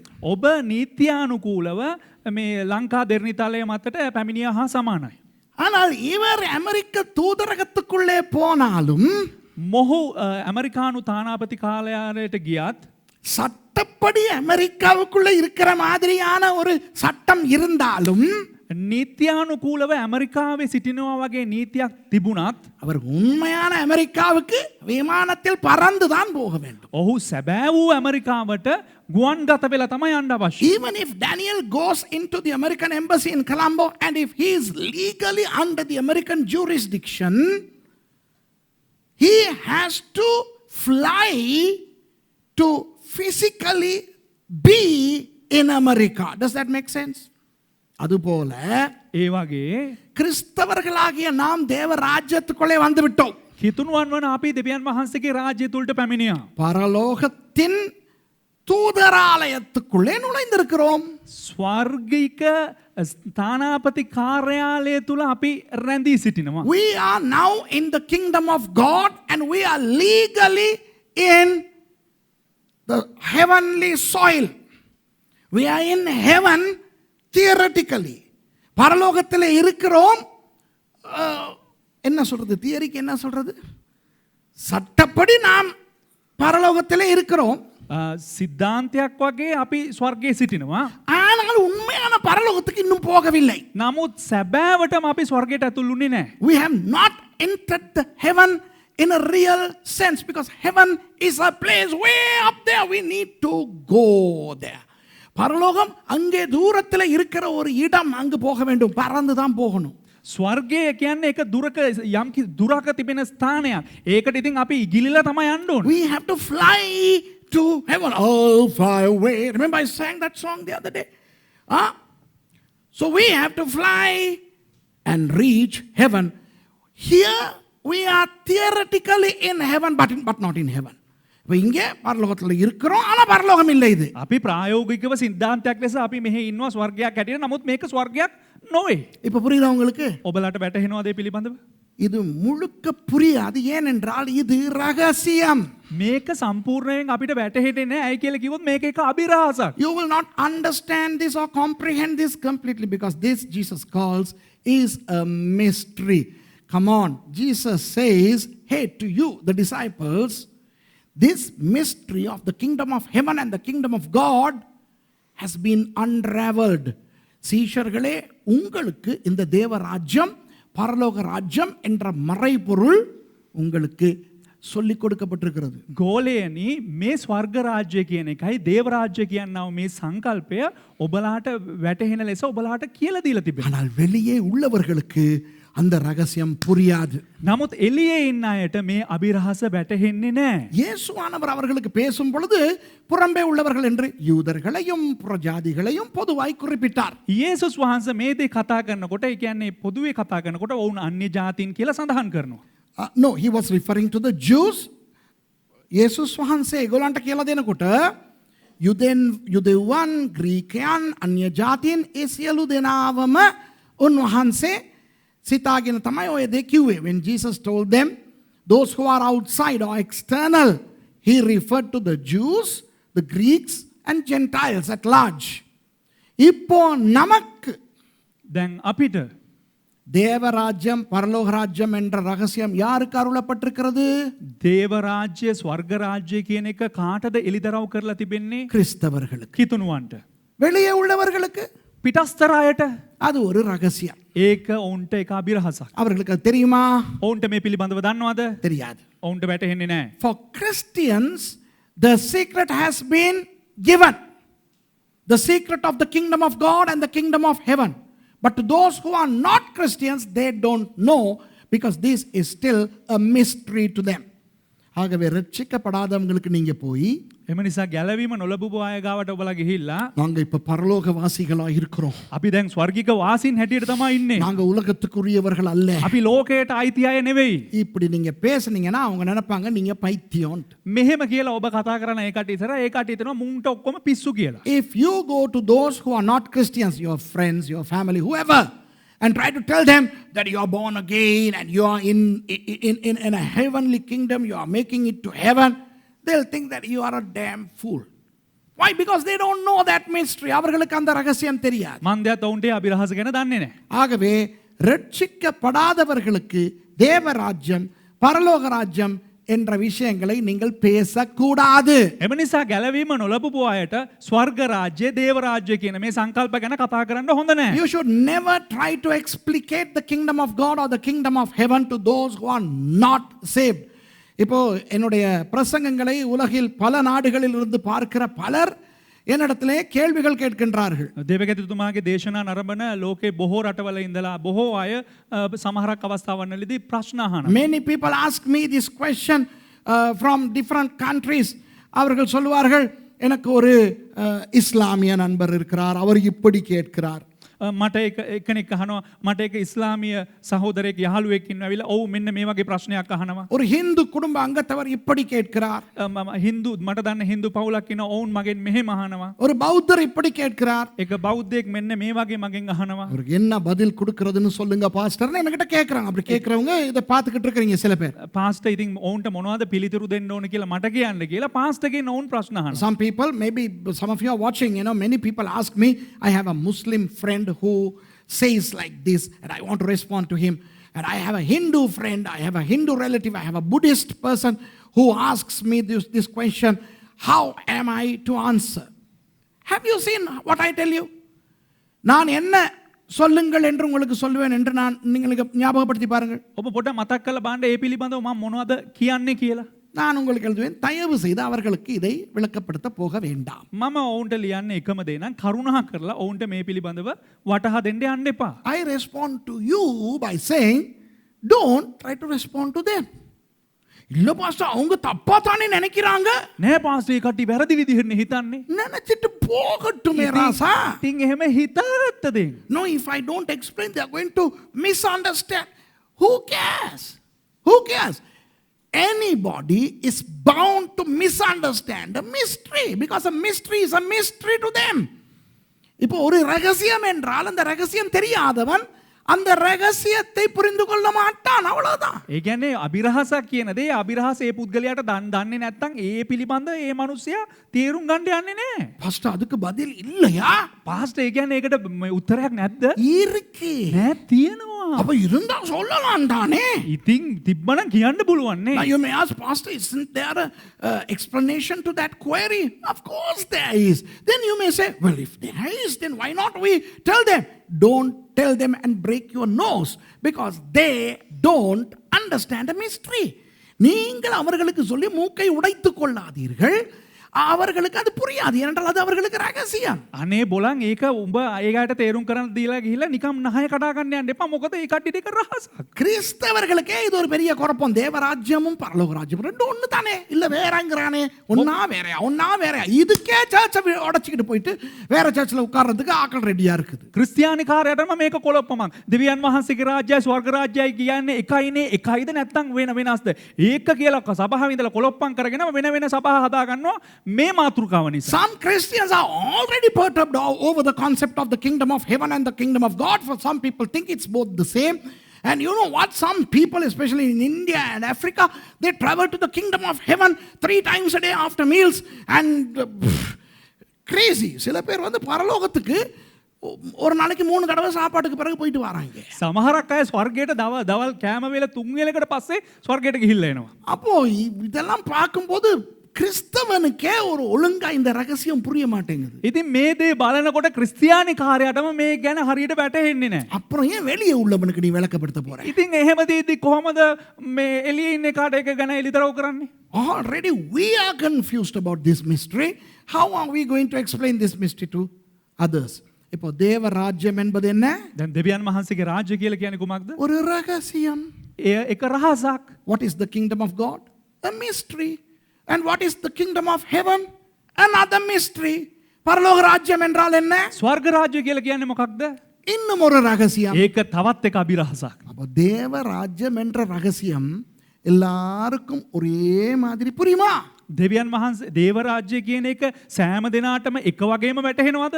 So the mystery of the kingdom of God, could all of us understand in an equal level? No. My understanding of the kingdom of God would differ to that of Pastor Tushar. நான் தேவ ராஜ்யத்தை குறித்து எந்த அளவு அறிந்திருக்கிறேனோ அது pastor Thushara අරින්දිරිකරද විட විත්‍යාසප්පடும். දේවගැතිතුමා දේව රාජ්‍ය පිළිබඳව කෙතරම් දුරට වටහාගෙන ඉන්නවද කියන පිළිබඳව මාත් එක්ක සංසන්දනය කරනකොට මගේ විශ්වාසය ඊට වඩා හත්පසින්ම වෙනස්. அதுபோல அன்பானவர்களே நம் எல்லாருக்கும் தேவ ராஜ்யத்தை குறித்த அந்த ரகசியத்தின் வெளிப்பாடு வித்தியாசமான அளவில் இருக்கும். එම නිසා ප්‍රේමවන්තයනි අපි එකිනෙකාට දේව රාජ්‍ය පිළිබඳව දන්නා වූ අදහස් පරස්පරව වෙනස් වශයෙන් තිබෙනවා. இருந்து விட்டு போகட்டும். එහෙම්මම තිබුණ දෙන්නේ අදහස්. On the same token, all of us, we Christians, would have different levels of revelation of the mystery of the kingdom of God, and that's perfectly all right. And what about the mystery of the kingdom of heaven? Same thing. அதுபோல பரலோக ராஜ்யத்தினுடைய ரகசியம். ඒ වගේම ස්වර්ග රාජ්‍ය පිළිබඳව අභිරහස. சில பேர் நினைக்கிறாங்க සමහරක් අය හිතනවා பரலோகத்துல முன்னுக்கு ஒரு கேட் போட்டிருக்குன்னு. ස්වර්ගයේ ඉස්සරහින් එක ගේට්ටුවක් තියෙනවා அங்க කියලා. பேதுரு நிக்கிறாரு ஒரு ரெஜிஸ்டர் புக் ஒன்று வச்சுக்கிட்டுன்னு. பேத்ருஸ் இன்னவாலு மே ரெஜிஸ்டர் பொතක් තියාගෙන. For some people, heaven has a pearly gate where the apostle Peter waits with a ledger, a register. அப்ப நீங்க சில பேர் நினைக்கிறாங்க நம்ம சாகும்போது தேவ தூதர்கள் வந்து தான் எங்களை தூக்கிட்டு போறாங்க. ඉතින් සමහරක් අය හිතනවා අපි මැරුණාට පස්සේ දේව දූතයෝ ඇවිල්ලා අපිව ඔන්න ඔය ස්ථානෙට ඔසවගෙන යනවා කියලා. Some Christians believe that when we die, a couple of angels would come and carry us to the pearly gates. அங்க பேதுரு பாப்பாரு உங்க பேர் இருக்கான்ட்டு இருந்தா உள்ளுக்கு அனுப்புவாருன்னு நினைக்கிறாங்க. ඉතින් පේතෘස්තුමා එම ස්ථානයේ ඉඳලා මේ නම් ලිස්ට් එකේ බලනවලු මේ අදාළ පුද්ගලයාගේ නම තියෙනවා කියලා තිබ්බනම් ඇතුළට ගන්නවලු. So they think that when the angels carry you to heaven, at the pearly gates, Peter would check to see whether your name is there, and if it is there, you can go into heaven. அப்படி சில பேர் நினைக்கிறாங்க அப்படி கேட்டை தாண்டி உள்ளுக்கு போகும்போது එහෙම සමහරක් අය හිතන් ඉන්නවා එහෙම ගේට්ටුව පහු කරලා ඇතුළට ගියාට පස්සේ ரோடெல்லாம் தங்கமா தான் போட்டிருக்குன்ட்டு சில பேர் நினைக்கிறாங்க. සමහරක් අය හිතාගෙන ඉන්නවා මේ පාරවල් ඔක්කොම තියෙන්නේ රත්තරන් වලින් කියලා. So when you pass the pearly gates, you would be walking on golden road. Some people think that's fine, and they even think that there is a water tap that gives you the water of life. அந்த ஒவ்வொரு இடங்கள்ல தண்ணி pipe இருக்குதான் ஜீவ தண்ணீர் திறந்தா ஜீவ தண்ணீர் வாரது. ඉතින් මේ ඒ පාර දිගට යනකොට හැමතැනම කරාම තියෙනවලු. ඒ කරාම ඇරියා නම් ජීවනදායක ජලය ලැබෙනවලු. අරපන් කරාමේ මේක අපේ පයිපේ. කොහෙද ස්වර්ගයේ ගිහිල්ලා ජීවනදායක වතුර බොන්න. අවුලක් නෑ. இது பிரச்சனை இல்ல. அது உங்களுக்கு அந்த ரகசியம் எப்படி வெளிப்படுதோ இருந்துட்டு போட்டும். කමක් නෑ ඒ රහස ඔබට කොහොමද එළිදරව් වෙලා තින්නේ ඒක එහෙම තිබුණ දෙයක්. It doesn't matter how you are revealed of this mystery. சில பேருக்கு வந்து இயேசுவானவர் தண்ணியில விளையாடிக்கிட்டு போமா இருந்துட்டு போட்டும். In heaven Jesus sings songs playing sprinkling water. ඉතින් මේ ස්වර්ගය ඇවිල්ලා යේසුස් වහන්සේ සමහරක් අයට ඇවිල්ලා මේ වතුර සෙල්ලම් කරගෙන ඉන්නවලු. அதை பார்க்கும்போது எனக்கு ஒரு விஷயம் வெளிப்பட்டது. ඒක බලන මට එක දෙයක් මෙන්න මෙහෙම දෙයක් එළිදරව් වුණා. 2000 வருஷத்துக்கு முந்தி நாசரேத்துல நடந்து திரிஞ்ச இயேசுவை பார்த்து ඒ කියන්නේ අවුරුදු 2000කට කලින් නාසරෙත් වල ඇවිදපු ගමන් කරපු යේසුස් වහන්සේව බලලා பரலோக அன்ன கிளி தரையில நடக்குது நடக்குமா நடக்குமா அப்படின்னு பாடுறதுக்கு தோணுது. இதெல்லாம் தமிழ் கூட ஏசாதீங்க அப்பா நீ என்னடா இவன் இப்படி பாடுறான்ட்டு. அவன் ரகசியம் அவன் வச்சுக்கிட்டு போட்டும். එක එක්කනාගේ රහස් ඒ විදිහට ඒ ආයේ තියාගත්ත දෙයක්. It doesn't matter how you think about that secret. If it is a secret, it is a secret. The kingdom of heaven is a secret. Until we go there, we don't know what the secret is going to be. பரலோக ராஜ்யம் என்பது ரகசியம். ස්වර්ග රාජ්‍ය කියලා කියන්නේ එක රහසක්. அங்க போன பிறகுதான் தெரியும். வாவ் இது இப்படியான். එහෙට ගියාට පස්සේ තමයි දන්නේ අම්මේ මේක මෙහෙමද කියලා. அப்போ ரகசியங்களை ஆராய கூடாது. புரியுதா? ඒ නිසා මේ අභිරහස් කියන දේවල් ඒවා අපි මේ හොයන ගවේෂණය කරන්න යන්න හොඳ නැහැ. ரகசியங்களை பாதுகாக்க வேண்டும். අභිරහස් කියන දේ අපි රැකබලා ගන්න අවශ්‍යයි. ප්‍රවේශම් කරන්න අවශ්‍යයි. Retain the mysteries. Be a good steward of the mysteries. Now don't try to self unravel the mysteries. அப்போ தேவராஜ்யம் ஒரு ரகசியம். දේව රාජ්‍ය කියන එක රහසක්. ஒரு அளவுக்கு தான் நமக்கு புரிஞ்சுக்கிற முடியும். ஓகேயா? යම් තාක් දුරට තමයි ඒ පිළිබඳව වැටෙන්නේ. හරිද? பரலோக ராஜ்யம் ஒரு ரகசியம். ස්වර්ග රාජ්‍ය කියන එකත් එක රහසක්. ஒரு அளவுக்கு தான் புரிஞ்சுக்கிற முடியும். එයත් අපිට වැටහෙන්නේ දාක් දුරට. Both the kingdom of God and the kingdom of heaven are mysteries and we can understand only to a certain extent. So how much have you understood the kingdom of God and kingdom of heaven? Be satisfied with that much and be a good steward of that much. எந்த அளவுக்கு உங்களுக்கு தேவராஜ்யம் பரலோக ராஜ்யம் என்ற அந்த மறைபொருட்கள் ரகசியங்கள் தெரிகின்றதோ அந்த அளவு போதும் என்று அதற்கு நல்ல உக்கிரானக்காரனாக காரியாக இருங்கள். ඉතින් ඔබට කෙතරම් දුරටද ස්වර්ග රාජ්‍ය දේව රාජ්‍ය කියන දේ වැටහෙන්නේ ඒ වැටහීම පිළිබඳව ඔබ තෘප්තිමත් වෙලා ඔබ ඊතා යහපත් ගබඩාකාරයෙක් මෙන් ඒ දේවල් ආරක්ෂා කරනවා. இதுதான் இயேசுவானவர் கற்றுக் கொடுத்த மறைபொருள். මේ දේ තමයි යේසුස් වහන්සේ විසින් උගන්වා වූ අභිරහස්. So these are the two mysteries that Jesus talked. இப்போ பவுலடியார் இருக்கிறாரே பவுலடியார் என்ற தெய்வமே. දැන් මේ පාවුල්තුමා ඉන්නවනේ පාවුල්තුමා. அவர் மூலமாகத்தான் ஆண்டவர் பல ரகசியங்களை வெளிப்படுத்தி இருக்கிறார். පාවුල්තුමා කරන කොටගෙන තමයි බොහෝ අභිරහස් එළිදරව් කරලා It තිබෙන්නේ. is through the apostle Paul that God has unraveled a lot of mysteries to us. And listen, still there are mysteries, but then praise God, to a certain degree and extent these mysteries are unraveled. இவை வெளிப்படுத்தப்பட்டிருக்கின்றன பவுலடியார் மூலமாக. පාවුල්තුමා කරන කොටගෙන සමහරක් දේවල් එළිදරව් කර තිබෙනවා. இருந்தாலும் முழுமையாய் அல்ல. නමුත් ඒ සම්පූර්ණයම නොවේ. ஓரளவுக்கு நமக்கும் புரியும். යම් තාක් දුරට අපිට ඒ දේ වැටහෙනවා. ஆனால் அதற்கு பிறகு அதற்கு மேலே நமக்கு புரியாது. නමුත් ඒට එහා ඒ දේවල් අපිට වැටහෙන්න යන්නේ නැහැ. இப்போ பவுலடியார் 13 ரகசியங்களை வெளியே விடுகிறார். පාවුල්තුමා විසින් අභිරහස් 13ක් එළිදරව් කරලා තිබෙනවා. The apostle Paul has unraveled 13 mysteries, of which I don't know how many I can cover. Maybe 1, 2 or maximum 3. அவற்றிலே வேண்டுமானால் 1 அல்லது 2 அது மிஞ்சி போனா 3 தான் இன்னைக்கு பேசலாம். ඉතින් ඒ 13න් ඇවිල්ලා 1යි 2යි නැත්තම් වැඩිම වුණොත් 3ක් කතා කරන්න පුළුවන්. மிச்சமெல்லாம் அடுத்த ஞாயிற்றுக்கிழமை பார்த்துக்கிறோம். අනිත් හැම දෙයක්ම අපි එන ඉරු දින බලමු. The rest we will see next Sunday. Now I have brought these in a understandable sequence of order.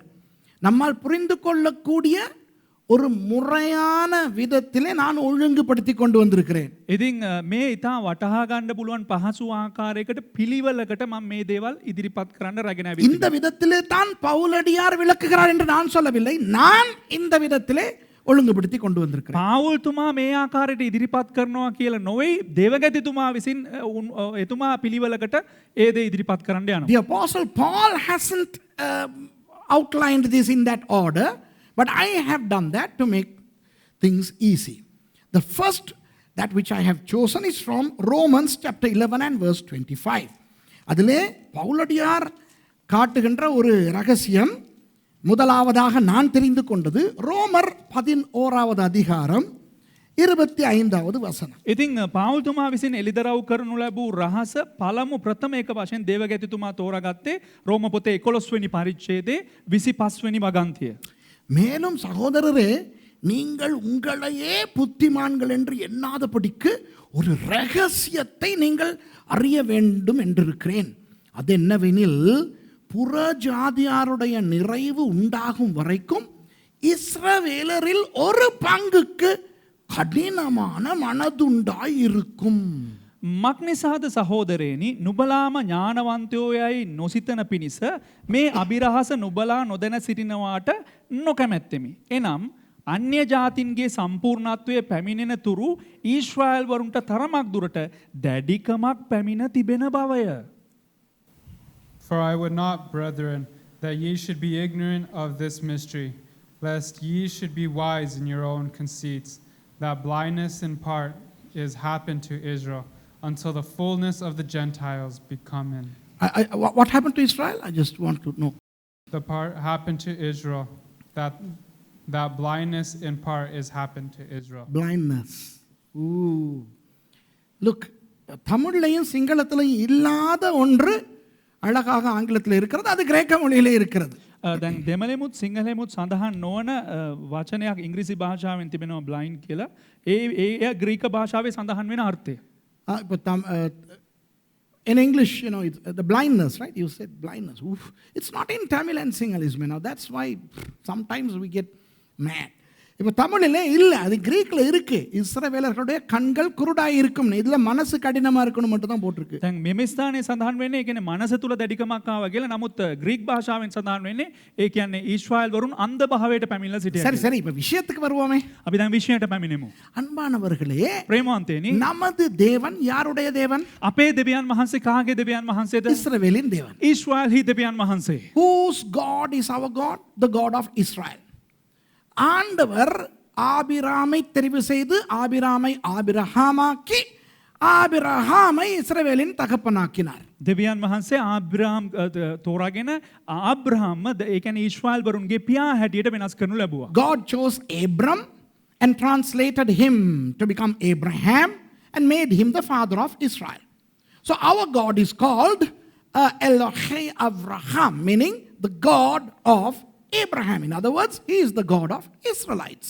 நமது தேவன் ஆபிரகாமின் தேவன். අපේ දෙවියන් වහන්සේ ආබ්‍රහම්ගේ දෙවියන් වහන්සේ. ஆகவே அவர் இஸ்ரவேலின் தேவன். එම නිසා ඔහු උන්වහන්සේ ඊශ්‍රායල්හි දෙවියන් වහන්සේ. இயேசுவானவர் இந்த உலகத்துக்கு வரும் வரை යේසුස් වහන්සේ මේ භූමියට පැමිණෙන තෙක් இஸ்ரவேலின் தேவன் இஸ்ரவேலின் தேவனாய் மாத்திரமே இருந்தார். ඊශ්‍රායල්හි දෙවියන් වහන්සේ ඊශ්‍රායල් වරුන්ගේ දෙවියන් වහන්සේ හැටියට සිටියා. Until Jesus came to this earth, the God of Israel was the God of Israel only. சுப்பையாவின் தேவன் இஸ்ரவேலின் தேவன் அல்ல. පෙරේරාගේ දෙවියන් වහන්සේ ඊශ්‍රායල්හි දෙවියන් වහන්සේ නොවේ. கந்தசாமியின் தேவன் இஸ்ரவேலின் தேவன் அல்ல. රණසිංහගේ දෙවියන් වහන්සේ ඊශ්‍රායල්හි දෙවියන් වහන්සේ නෙවෙයි. இப்ப விளங்குதா உங்களுக்கு? ඔබට වැටහෙනවද? So those of us who are Gentiles, non-Jews, our forefathers before Jesus did not know the God of Israel, and God of Israel was not their God. My forefathers had 330 million gods and goddesses. என்னுடைய மூதாதையர்களுக்கு 33 கோடி தேவர்கள் இருந்தார்கள். මගේ මුතුන් මිත්තන්ටත් 33 කෝටියක් දෙවිවරු හිටියා. அவர்களில் ஒருவர் கூட இஸ்ரவேலின் தேவன் அல்ல. හැබැයි ඔවුන්ගේ කිසිම කෙනෙකුට ඊශ්‍රායලයේ දෙවියන් වහන්සේ නැහැ. None of those 330 million gods was the God of Israel. How did the God of Israel become our God, the God of the Gentiles? இப்போ இஸ்ரவேலரின் தேவன் நமது தேவனாய் வந்தது எப்படி? කෙසේද ඊශ්‍රායල්හි දෙවියන් වහන්සේ අපේ දෙවියන් වහන්සේ බවට පරිවර්තනය වුණේ? இஸ்ரவேலர்கள் அவரை தள்ளினபடினால். ඊශ්‍රායල්වරුන් විසින් උන්වහන්සේව ප්‍රතික්ෂේප කරපු නිසා. The Israelites pushed him away. How? எப்படி தள்ளினார்கள்? කෙසේද උන්වහන්සේගෙන් වෙන් වෙලා ප්‍රතික්ෂේප කරමින් සිටියේ? இயேசுவை ஏற்றுக்கொள்ளவில்லை. යේසුස් වහන්සේව පිළිගත්තේ නැහැ. They did not accept Jesus as the Messiah. Now the joke is, don't they know that a Messiah is coming? அவர்களுக்கு தெரியாதா மேசியா ஒருவர் வருகிறார் என்று? දැන් ඔවුන්ට දන්නේ නැද්ද මේසියස් වහන්සේ කියලා කෙනෙක් පැමිණෙන්න යනවා කියලා? தெரியும். ඔවුන්ට දන්නවා. ஆனால் அவர்தான் இவர் என்று அவர்களுக்கு காண முடியாமல் போய்விட்டது. නමුත් ඒ මේසියස් වහන්සේ තමා මොහු කියලා ඔවුන්ට හරියාකාරව දැක ගන්න බැරි වුණා. They could not see Jesus as the Messiah. Not everybody. Only a few saw. ஒரு சிலர் தான் பார்த்தார்கள். එයින් හැම කෙනෙක්ම නෙමෙයි. ඒ කියන්නේ සමහරක් අයට තමයි උන්වහන්සේව පෙනුනේ. அன்றிலிருந்து இன்று வரை එදා පටන් අද දවස දක්වා இயேசுவானவரை மேசியாவாக பார்க்கின்ற ஒரு கொஞ்சம் யூதர்கள் உண்டு, இல்லாமல் இல்லை. යේසුස් වහන්සේ මේසියස් වහන්සේ හැටියට පිළිගන්නා වූ දකින්නා වූ ස්වල්පයක් සිටිනවා. யுதேவான். යුදෙව්වන්. There are from then to now a handful of Jews who believe that Jesus is the Messiah, Yeshua HaMashiach. இப்போ இஸ்ரவேலிலே இயேசுவானவரை மேசியாவாய் நம்பி ஏற்றுக்கொண்ட ஒரு 30,000 யூதர்கள் தான் உண்டு. යේසුස් වහන්සේව මේසියස් වහන්සේ හැටියට පිළිගත්තා වූ ඊශ්‍රායල් වල 30,000කට අධික යුදෙව්වන් ප්‍රමාණයක් සිටිනවා. There are only about 30,000 Jews right now in Israel who are messianic, who believe in Jesus as the Messiah. Of 6 million Jews, 30,000 of 6 million, so that's a minute minority. 60 லட்சம் யூதர்கள் வாழுகிறார்கள் இஸ்ரவேலிலே. මිලියන 6ක් ජීවත් වෙනවා යුදෙව්වන් ඊශ්‍රායල් වල. அவர்களில் வெறும் 30,000 பேர் தான் இயேசுவை மேசியாவாய் ஏற்றுக்கொள்கிறார். ඔවුන්ගෙන් නිකන් 30,000ක් තමයි යේසුස් වහන්සේ මේසියස් වහන්සේ හැටියට පිළිගෙන ජීවත් වෙන්නේ. ஆதியாகமம் 1:1 மல்கியா 4:6 வரை இயேசு இருக்கிறார். උත්පත්ති 1:1 ඉඳලා මලාකි පොතේ 4:6 දක්වා යේසුස් වහන්සේ ජීවමානව සිටිනවා. Jesus is all over there from Genesis 1:1 to Malachi 4:6. Can the Jews see that? No. யூதர்களுக்கு அது தெரிகிறதா? නමුත් යුදෙව්වන්ට ඒ පිළිබඳව දිස් වෙනවද? இல்லை. නෑ. சில பேர் கேக்குறாங்க, සමහර අය අහනවා. சுரேஷ் நீ சுதும்பல பாபு தானே? සුරේෂ් උඹ සුදුහුඹල බාබු නේද? நீ யூதன் இல்ல தானே? උඹ නිකන් යුදෙව්වෙක් නොවේ නේද? ஆனா பெருசா வந்து ஆதியாகமம் 1:1 படிச்சு கொடுக்குற. හැබැයි නිකන් ලොකුවට ඇවිල්ලා උත්පත්ති 1:1 කියලා උගන්වනවා. இஸ்ரவேலை பத்தி கற்றுக் கொடுக்குற. ඊශ්‍රායල් වරුන්ට උගන්වනවා. என்ன யூதர்களை விட உனக்கு தெரியுமோ? ඒ කියන්නේ යුදෙව්වන්ට වැඩි උඹට දන්නවද? யூதர்களுக்கு தெரியாததெல்லாம் உனக்கு தெரியுமோ? යුදෙව්වන්ට දන්නේ නැති දේත් උඹට දන්නවද? Some people ask me, hey Suresh, you are Sudhumpala Babu, right?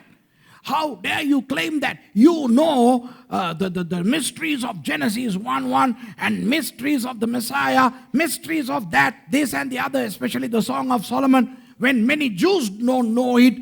Come on, don't pull our leg. எங்களை ஏமாத்தாத சுரேஷ். අපේව රවට්ටන්න එපා සුරේෂ්. இந்த வசனம் என்ன சொல்லுது? නමුත් මේ වදනේ කුමක්ද සඳහන් වෙන්නේ? புறஜாதியாருடைய நிறைவு உண்டாகும் வரைக்கும் இஸ்ரவேலரில் ஒரு பங்குக்கு கடினமான மனதுண்டாயிருக்கும். கிரேக்க மொழி சொல்லுகிறது அவர்களுடைய கண்கள் குருடாயிருக்கும்.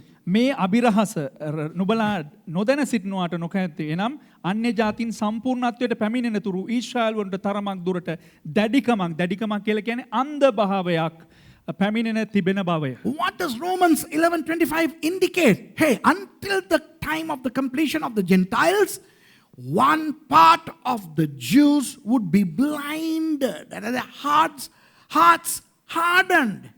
They are blind. They look but they don't see. அவர்கள் பார்ப்பார்கள் காண மாட்டார்கள். ඔවුන් බලනවා නමුත් ඔවුන්ට පේන්නේ නැහැ. ஹலோ, இங்கே சில நேரம் பார்த்துருக்கீங்களா සමහරක් වෙලාවට දැකලා තියෙනවද? நம்ம யாரோடையாவது பேசிக்கிட்டு இருக்கும்போது අපි කාත් එක්ක හරි කතා කරගෙන ඉන්නකොට அவங்க இப்படி எங்கிட்ட மூஞ்சி இப்படி பார்த்துக்கிட்டு இருப்பாங்க. ඔහු අපේ මුහුණ දිහා සමහරක් වෙලාවට බලාගෙන ඉන්නවා. ஆனா அப்படி பார்த்துக்கிட்டு இருப்பாங்க, ஆனா பார்க்க மாட்டாங்க, காண மாட்டாங்க. பார்த்துருக்கீங்களா? මේ නමුත් බලාගෙන ඉන්නවා නමුත් එයාට පේන්නේ නැහැ, දකින්නේ නැහැ. நமக்கும் அது நடக்கும். අපිටත් ඒක සමහරක් වෙලාවට සිද්ධ இப்படி වෙනවා. பார்த்துக்கிட்டு இருப்போம், මෙහෙම බලාගෙන ඉන්නවා. ஆனா காண மாட்டோம். නමුත් අපිට මොකක්ද බලන්න කියලාවත් අපිට පේන්නේ නැහැ. எத்தனை பேருக்கு அந்த அனுபவம் இருக்கு? කී දෙනෙකුට ඒ අත්දැකීම තියෙනවා? அதுதான் யூதர்களுக்கு. ඒක තමයි යුදෙව්වන්ට. You know, if you sometimes you will be looking at somebody and maybe you are traveling somewhere else in your thoughts, you would be looking at somebody but you won't see them. That happens. This is what is happening to the Jews, poor Jews. They have the Torah, they read everything, they read about the Messiah, they know better than us, but they don't see the Messiah. அவர்களுக்கு எங்களை விட நன்றாய் தெரியும். ඔවුන්ට අපිට වැඩිය හොඳට දන්නවා. அவர்களுக்கு எபிரேய மொழி எல்லாம் தெரியும். ඔවුන්ට හෙබ්‍රේව භාෂාව පවා දන්නවා. They know Hebrew, but they don't see the Messiah. அவர்கள் இயேசுவை பார்க்க மாட்டார்கள். නමුත් ඔවුන්ට මේසෙස් වහන්සේ යේසුස් වහන්සේව දිස් වෙන්නේ නැහැ. அப்ப இது என்ன? එහෙනම් මේක කුමක්ද? ஒரு ரகசியம். මේක එක අභිරහසක්. ஏன் பாஸ்டர் அவங்களுக்கு தெரியுது இல்ல? ඇයි පාස්ටර් කට්ටියට දන්නේ නැත්තේ? Why pastor don't they see? Because it is a mystery. அது ஒரு ரகசியம். ඇයි කිව්වොත් ඒක අභිරහසක් නිසා. அது எப்படி? ඒක කොහොමද? கேட்காதீங்க. අහන්න එපා. ரகசியம். ඒක රහසක්. How? Don't ask how. That's a mystery. So God has hidden it from their eyes. தேவன் அவர்களுடைய கண்களுக்கு அதை மறைத்திருக்கிறார். දෙවියන් වහන්සේ ඔවුන්ගේ දෑස් වලින් ඒ දේ සංගවලා තිබෙනවා. அப்ப இனி இந்த இஸ்ரவேலுக்கு போய் வருகிறவர்கள், ඉතින් ආයේ මේ ඊශ්‍රායල් වලට ගිහිල්ලා එන කට්ටිය, யூதர்களுடைய நட்பில் இருக்கிறவர்கள், தொடர்போடு இருப்பவர்கள், යුදෙව්වන් සමග බොහෝ සම්බන්ධතා පවත්වාගෙන සිටින අය, நீங்கள் அந்த யூதர்களுக்கு நீங்கள் காட்ட முயற்சித்து தோல்வி அடைய வேண்டாம். ඉතින් ඔබ ඒ යුදෙව්වන්ට දේවල් පෙන්නලා ඔවුන් ඉස්සරහා පරාජයට පත්වෙන්න යන්න එපා. You know, Christians, some of you may be traveling to Israel quite often. Some of you may have Jewish friends. Now, don't try to open their eyes to see what you see, because some of them cannot see because it is a mystery to them. சில பேர் அவர்களால் பார்க்கவே முடியாது என்றால் அது அவர்களுக்கு ஒரு ரகசியமாக இருக்கிறது. සමහරක් අයට ඔවුන්ට කිසිම දෙයක් දිස් වෙන්නේ නැති වෙන්න එකම හේතුව ඒ අභිරහසක් වශයෙන් තිබෙන නිසා. அப்போ அவர்களுடைய கண்களை மறைத்தது யார்? ඒ කියන්නේ ඔවුන්ගේ දැස් වසලා අන්ධ භාවයට පත් කරලා තිබෙන්නේ කවුද? பிசாஸ். යකා. இல்ல. නෑ. யார் சொன்னா? ஆண்டவர் தான் அவர்களுடைய கண்களை மறைத்து வைத்திருக்கிறார். කවුද ඒ දේ කරලා තියෙන්නේ? දෙවියන් වහන්සේ තමයි භාවයට පත් කරලා තිබෙන්නේ. Of course, it's the devil that has blinded them. No! It's God who has blinded their eyes until the time of the Gentiles is fulfilled. புறஜாதியருடைய காலம் நிறைவேறும் வரை. අන්‍ය ජාතින්ගේ කාලය සම්පූර්ණ වන තෙක්. அப்ப புறஜாதியார், එතකොට අන්‍ය ජාතීන් இதுதான் அடுத்த ரகசியம். මේක තමයි අනිත් රහස. The Gentiles, now that's the next mystery. Read Ephesians 3:3-6. எபேசியருக்கு போவோம்.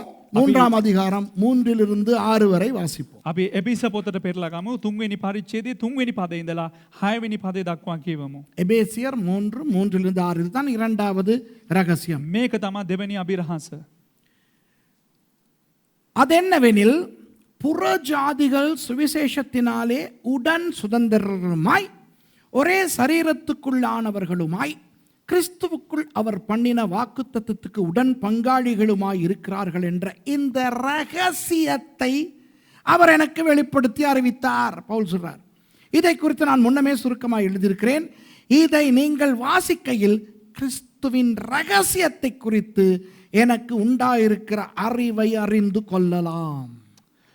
එපිස පොතේ 3වෙනි පරිච්ඡේදයේ 3වෙනි පදේ ඉඳලා 6වෙනි පදේ දක්වා එනම් මා විසින් ඉහත ලොහුඬින් ලියා තිබෙන ලෙස එලිදරව් කිරීම කරන කොටගෙන ඒ රහස මට ප්‍රකාශ වූ බවය. ඒ ප්‍රකාරයට නුඹලා එය කියවන විට ක්‍රිස්තුස් වහන්සේගේ රහස ගැන මට තිබෙන දැනගැන්ම නුඹලාට තේරුම් ගන්නට පුළුවන්. එය උන්වහන්සේගේ ශුද්ධ පේරිතයන්ටත් ප්‍රොපේතවරුන්ටත් ආත්මයාණන් වහන්සේ කරුණ කොටගෙන දැන් එලිදරව් කර තිබෙන ලෙස වෙන පරම්පරාවලදී මනුෂ්‍ය පුත්‍රයන්ට දන්වනු ලැබුවේය. එනම් සුභාරංචියේ කරුණ කොටගෙන ක්‍රිස්තුස් යේසුස් වහන්සේ තුල අන්‍ය ජාතීන් හවුල් උරුමකාරයන් වන බවත් ශරීරයේ හවුල් අවයවයන් බවත් පොරොන්දුවට හවුල් කාරයන් බවත් දෙවියන් වහන්සේගේ බලයේ ක්‍රියා කිරීමේ ප්‍රකාරයටය. How that by revelation he made unto me the mystery, as I wrote afore in a few words, whereby, when ye read, ye may understand my knowledge in the mystery of Christ, which in other ages was not made known unto the sons of men, as it is now revealed unto the holy apostles and prophets by the Spirit, that the Gentiles should be fellow heirs and of the same body and partakers of his promise in Christ by the gospel. அன்பானவர்களே, இது ரொம்ப வல்லமையான பகுதி. ප්‍රේමන්තින මේ ඉතා බලවත් වූ කොටසක්. It is a powerful statement here. Twice in this section, Paul uses the word mysterion, mystery. 2 தடவை இந்த 3 வசனங்களுக்குள்ளே ரகசியம் என்ற சொல்லை பவுலடியார் பயன்படுத்துகிறார். දෙවතාවක් පාවුල්තුමා විසින් රහස කියන දේ මේ ස්ථානයේ භාවිතා කරනවා. ஒன்று என்ன? පළවෙනි දේ කුමක්ද? புறஜாதியார் யூதர்களுக்கு சமானமான உரிமை பெற்றிருக்கின்றார்கள் என்ற ரகசியம். එක රහසක් තමා යුදෙව්වන්නුත් ඒ වගේම යුදෙව්වන් නෑ, අන්‍ය ජාතීන් යුදෙව්වන්ට සමානව අයිතියක් දෙවියන් වහන්සේ තුල ලබා ගන්නවා කියන අභිරහස. One of the mysteries is that the Gentiles would be co-heirs with the Jews. Now, why don't the Jews understand that? Because it's a mystery to them. They will never accept the Gentiles as co-heirs. ஏன் யூதர்கள் புறஜாதியாரை ஏற்றுக்கொள்வது கிடையாது? නමුත් ඇයි යුදෙව්වන් විසින් අන්‍ය ජාති වෙනවා ඒ ආකාරයට පිළිගන්නේ නැත්තේ? அது அவர்களுக்கு மறைக்கப்பட்டிருக்கிறது.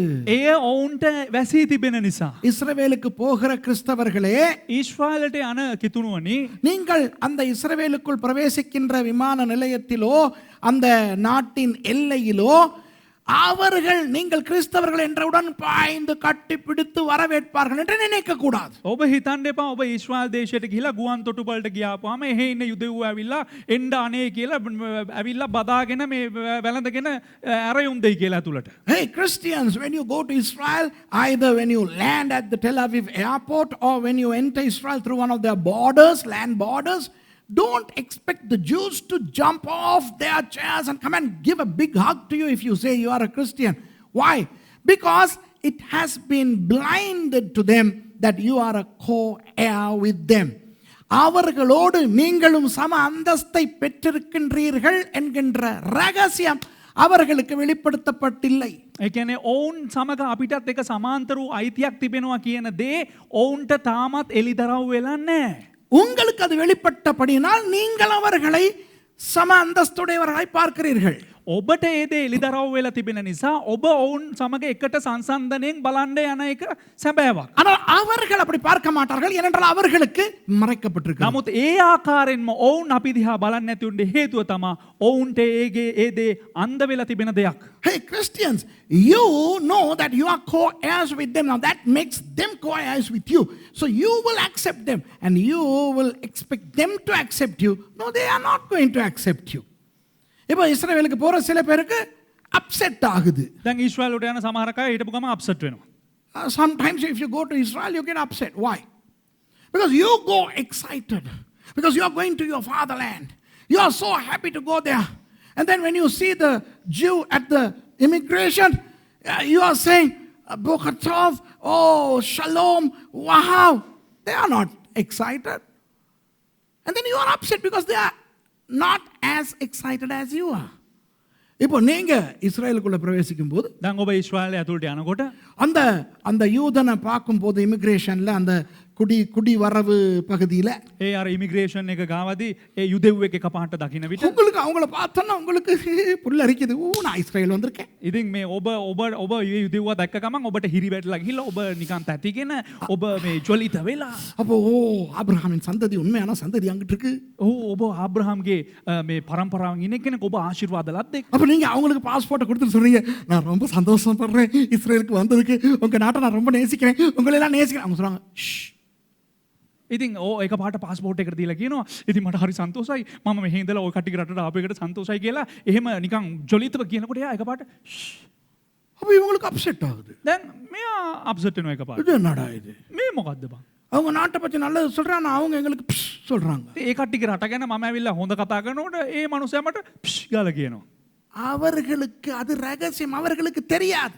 ඔවුන්ට එක රහසක් ඒ ගැන ඔවුන්ට දන්නේ නැහැ. It is a mystery to them. They don't know that we have been made co-heirs with them. We are also in a spiritual sense the descendants of Abraham. They don't know that. அப்போ நாமும் ஆவிக்குரிய ரீதியில் ஆபிரகாமின் சந்ததியாய் மாற்றப்பட்டு சம அந்தஸ்து பெற்றிருக்கிறோம் என்று அவர்களுக்கு தெரியாது. අපි ආත්මික වශයෙන් අපිටත් ආබ්‍රහම්ගේ පරම්පරාවක් ලෙස සම උරුමයක් තියෙනවා කියලා ආත්මික වශයෙන් තියෙනවා කියලා ඔවුන්ට ඒ පිළිබඳව ඒ දේ වැටහෙන්නේ නැහැ. அடுத்தது இதில் அவர் சொல்கிறார் கிறிஸ்துவை குறித்த ரகசியம் என்று. මෙතන කියනවා ක්‍රිස්තුස් වහන්සේ පිළිබඳ අභිරහස.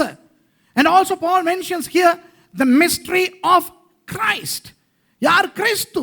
කවුද ක්‍රිස්තුස් වහන්සේ? இயேசுவானவர். යේසුස් වහන්සේ. இப்போ நமக்கு ஒரு குழப்பம் வருகிறது. දැන් අපිට එක කොලප්පමක් පැමිණෙනවා. அட இந்தியாவில் இருக்கிற இலங்கையில் இருக்கிற வேற தேசங்கள்ல இருக்கிற எங்களுக்கே தெரியுது இயேசு தான் கிறிஸ்துன்னு. ඒ කියන්නේ ඉන්දියාවේ ඉන්න වෙන දේශවල ඉන්න අපේ රටේ ඉන්න අයට දන්නවා යේසුස් වහන්සේ තමයි ක්‍රිස්තුස් කියලා. ஆனா இஸ்ரவேல்ல இருக்கிற இந்த யூதர்களுக்கு அவரை இவர் தான் கிறிஸ்துன்னு தெரிய மாட்டேங்குதுன்னு நம்ம யோசிப்போம். හැබැයි ඊශ්‍රායලේ ඉන්න මේ යුදෙවන්ට ඔහු මේ ක්‍රිස්තුස් කියලා වැටහෙන්නේ නැහැ. We think, hey, we who are from Europe, America, Sri Lanka, India, we know that Christ is actually Jesus. But these Jews who live in Israel, they don't know that. Hey, how many of you all have been upset over that fact that you know that Jesus is Christ, but those people who live in Israel don't know? எத்தனை பேர் upset ஆகுறீங்க நீங்க? அட உங்களுக்கே தெரியுது கிறிஸ்து தான் இயேசுன்னு, ஆனா அங்க வாழ்ற இஸ்ரவேலருக்கு இது தெரிஞ்சு தொலைக்க மாட்டேங்குது. ඉතින් කී දෙනෙක් මේ ගැන අප්සෙට් වෙනවද ඇවිල්ලා? ඒ කියන්නේ අපිට දන්නවා යේසුස් වහන්සේ තමයි ක්‍රිස්තුස් කියලා. හැබැයි ඒ ජීවත් වෙන යුදෙව්වන්ට දන්නේ නැහැ යේසුස් වහන්සේ තමයි ක්‍රිස්තුස් කියලා.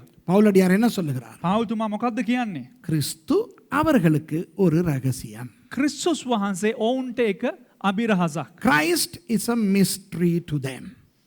Do you understand that? So don't try to convince something secretive to those people who don't know that secret. அந்த ரகசியத்தை அறியாதவர்களுக்கு அந்த ரகசியத்தை சொல்லிக் கொடுக்க முயற்சிக்க வேண்டாம். ඒ රහස නොදන්නා වූ අයට ඒ දේ විවරණය කරන්න උත්සුක වෙන්න එපා. அப்ப இதுவரை என்ன பார்த்திருக்கிறோம்? දැන් මේ තාක් දුරට අපි මොන මොනවද බැලුවේ? இயேசுவானவர் சொன்ன இந்த ரெண்டு ரகசியங்கள். යේසුස් වහන්සේ කිව්වා වූ ඒ අභිරහස් දෙක. தேவராஜ்யம் எனும் ரகசியம், பரலோக ராஜ்யம் எனும் ரகசியம். දේව රාජ්‍ය කියනා වූ රහස තා ස්වර්ග රාජ්‍ය කියනා වූ රහස. So far we have seen the two mysteries Jesus taught. The mystery of the kingdom of God and the mystery of the kingdom of heaven. அப்புறம் பவுலடியார் சொன்ன ரகசியங்களில் ரெண்டு பார்த்து விட்டோம். ඉතින් පාවුල්තුමා කිව්ව රහස් දෙකක් අපි බැලුවා. So 2 of Paul's 13 mysteries have been seen by us. Number 1, Israel is blind. இஸ்ரவேலர்கள் கண்குருடாய் இருக்கிறார்கள். ඊශ්‍රායල් වරුන් අන්ධ භාවයට පැමිණිලා තිබෙනවා. இரண்டாவது, புறஜாதியார் இஸ்ரவேலரின் சம அந்தஸ்துடையவர்கள் என்பதும் දෙවැනි එක ඊශ්‍රායල් වරුනුත් ඒ වගේම අන්‍ය ජාතිනුත් සමාන්තරව සම අයිතිවාසිකම් තිබිලත් கிறிஸ்துவானவர் எல்லாருக்கும் தான், அவர் தான் இயேசு என்பதும் ක්‍රිස්තුස් වහන්සේ සෑම දෙනාටම තමා ඒ ක්‍රිස්තුස් වහන්සේ තමා යේසුස් වහන්සේ කියන වගත් அவர்களுக்கு மறைக்கப்பட்டிருக்கிறது. ඔවුන්ට සැඟවුණා යුදෙව්වන්ට සැඟවුණා විෂයක්. Secondly, the Jews are blinded that we are co-heirs with them, and they are blinded that Christ is for them also as much as he is for the Gentiles. Do you understand that?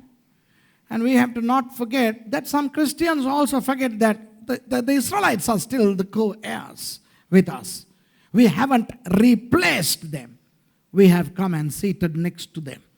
சில கிறிஸ்தவர்களும் இந்த ரகசியத்தை அறியாமல் இருக்கிறார்கள். සමහර කිතුණුවන් පවා මේ රහස දන්නේ නැතුව සිටිනවා. சில கிறிஸ்தவர்கள் நினைக்கிறார்கள் யூதர்கள் இருந்த இருக்கையிலிருந்து அவர்களை துரத்திவிட்டு நாங்கள் வந்து உட்கார்ந்து விட்டோம் என்று. ඒ කියන්නේ සමහරක් කිතුණුව හිටනවා යුදෙව්වන් හිටපු ස්ථානේ ඉවත් කරලා අයින් කළා පන්නලා අපි ඒ ස්ථානෙට ඇවිත් ඉන්නවා කියලා. இந்த வசனம் சொல்லுகிறது உடன் பங்காளிகள். அவன் உட்கார்ந்து இருக்கும் போது நீயும் வந்து அதில் உட்கார்ந்துட்ட, அவ்வளவுதான். ඒ කියන්නේ මෙම ස්ථානයේ සඳහන් වෙන්නේ කියන්නේ සමාන්තර මේ එකම දේ අපිට එකම අයිතිවාසිකම් තිබෙනවා. ඒ කියන්නේ ඔවුන් ඉන්න ස්ථානයේ තමයි අපිත් රැඳිලා සිටින්නේ. பாருங்கள், உடன் சுதந்திரர், உடன் பங்காளிகள். விளங்குதா? கிறிஸ்தவர்களே, யூதர்கள் இல்லைன்னு சொல்றவங்களே கேட்டுக்கிறங்க. ඒ කියන්නේ මේ අහගන්න මේ කියන්නේ යුදෙව්වන්ට නොවේ. ඒ කියන්නේ අපි නෑ ආයේ යුදෙව්වෝ නෑ. යුදෙව්වන්ව පැන්නුවා. දැන් අපි තමා යුදෙව්වෝ කියලා කියන අපේ කට්ටිය අහගන්න මෙතන කියලා තියෙනවා උடன் சுதந்திரர், உடன் பங்காளிகள். සම අයිතිවාසිකම්. තුනම හිතන්නේ. We are co-heirs. They haven't been expelled from the seat and we've been replaced there. No. We coexist with the Israelites. අපි සියලු දෙනාම අන්‍ය ජාතින් කියන්නේ හවුල් උරුමකාරයන් සම උරුමකාරයන් බවට පත් වෙලා තිබෙනවා. ஹவுல் உருமக்காரயோ, உடன் பங்காளி. விளங்குதா? கிறிஸ்தவர்கள் கேட்டுக்கிறங்க. කිතුණුවන් අහගන්න. யூதர்களுக்கு தெரியவில்லை நாங்கள் அவர்களுடைய உடன் பங்காளிகள் என்று. යුදෙව්වන්ට දන්නේ නැහැ අපි දැන් ඔවුන් සමග හවුල් උරුමකාරයෝ කියලා. The Jews don't know, most of the Jews don't know that we are co-heirs with them. Wait a minute, even some of us don't know that the Jews are co-heirs with us.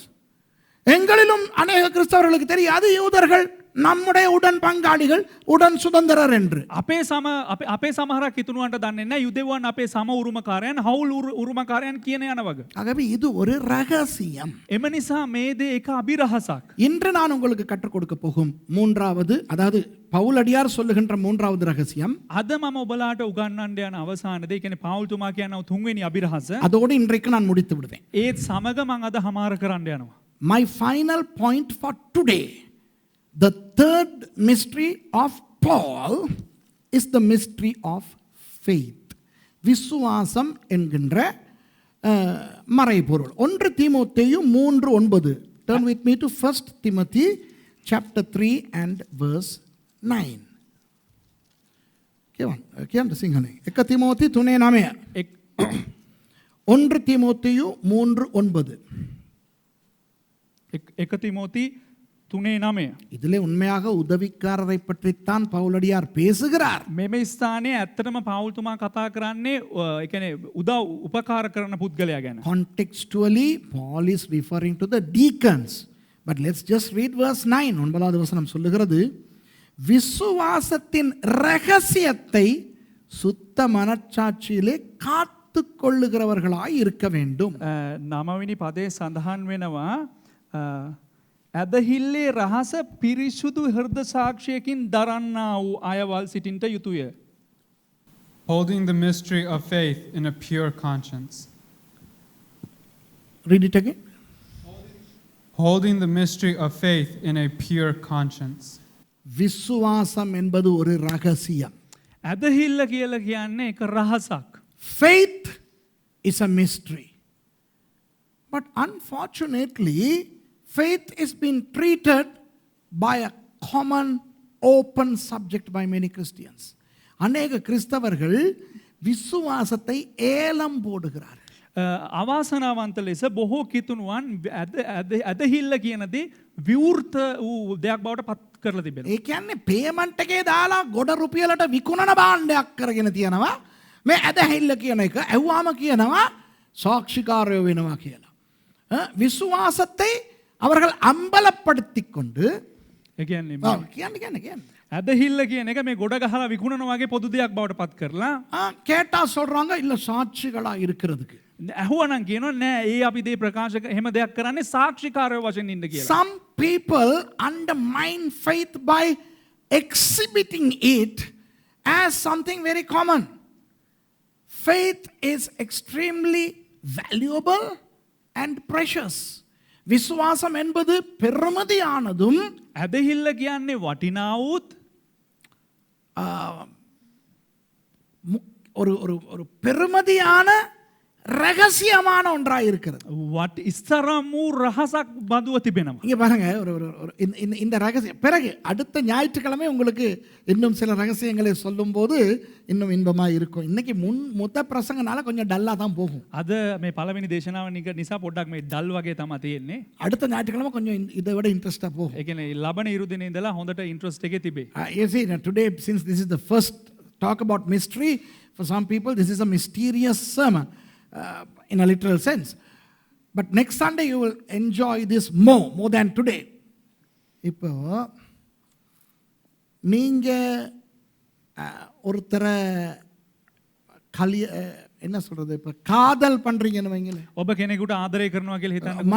மனசுல ஒருத்தரை குறிச்சு ஒரு ஒரு ஒரு ஈர்ப்பு வந்துருச்சுன்னு வைங்களேன். எதிர்பார்ப்பார் ஒருத்தரை பத்தி බලාපොරොත්තුවක් නැති කෙනෙක්ට ඔබට ඇතුලෙන් එක ආකර්ෂණයක් ඇති වෙලා කියලා හිතේ තියාගන්න. Say you are all of a sudden attracted to somebody from the opposite sex.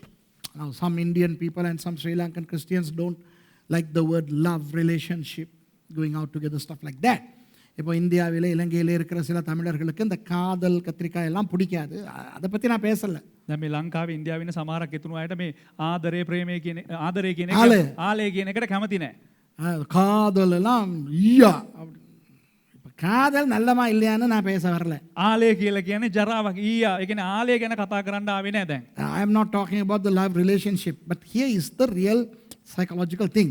மனோநிலை சம்மந்தமாக சொல்கிறேன். இப்போ உங்களுக்கு ஒரு ஆளை குறித்து ஒரு காதல் உணர்வு வந்துருச்சுன்னா දැන් මනෝවිද්‍යාත්මක හේතුව කියනවා දැන් ඔබට එක පුද්ගලයෙක් එක තැනැත්තියක් පිළිබඳව තැනැත්තෙක් පිළිබඳව යම් කිසි ආලයක් නැත්නම් ආකර්ෂණයක් පැමිණියා නම් அதை போய்ட்டு எல்லாருக்கிட்டையும் தம்பட்டம் அடிச்சுக்கிட்டு இருப்பீங்களா? දැන් ඒක හැමදෙනාටම ගිහිලා අඬ බෙර කහගෙන ඉන්නවද? Would you go and tell everybody that you are attracted to this person?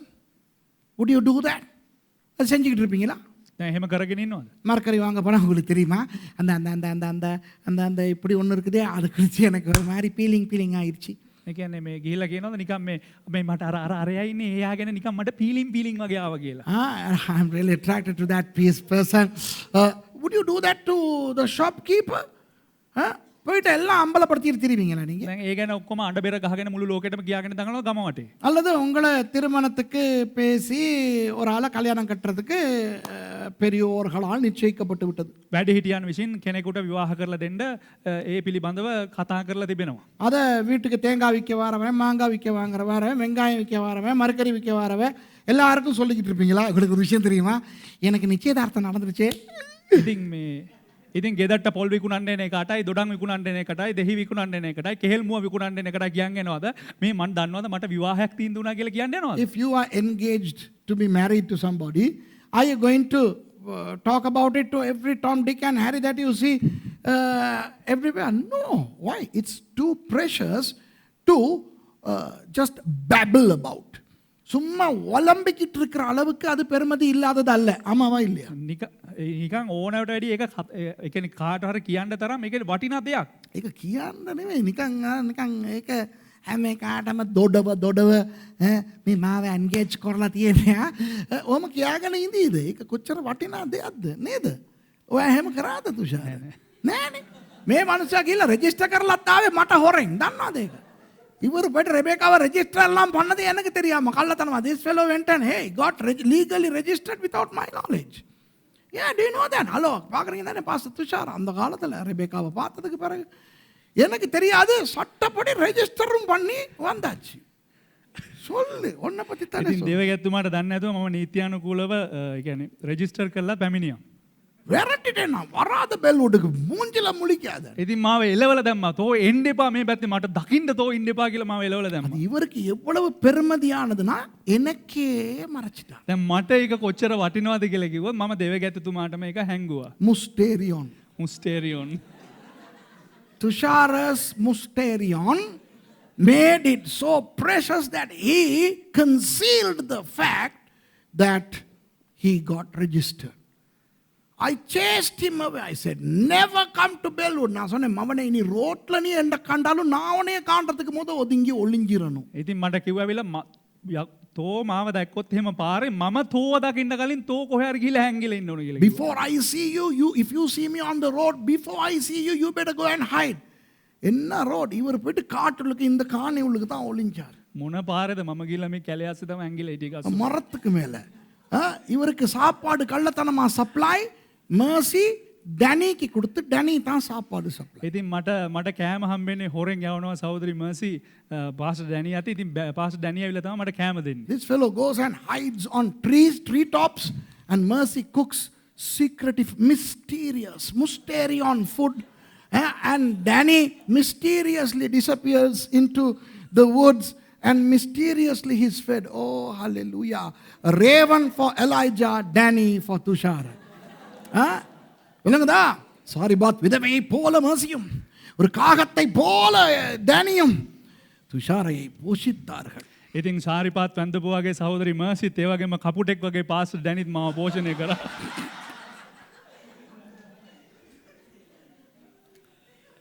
හොඳ වෙලාවට ඩැනියා කපුටා කිව්වේ කුකුලා කියන්නේ නැතු. මේ කුකුලාට සප්ලයි කරන්න කපුටෙක්.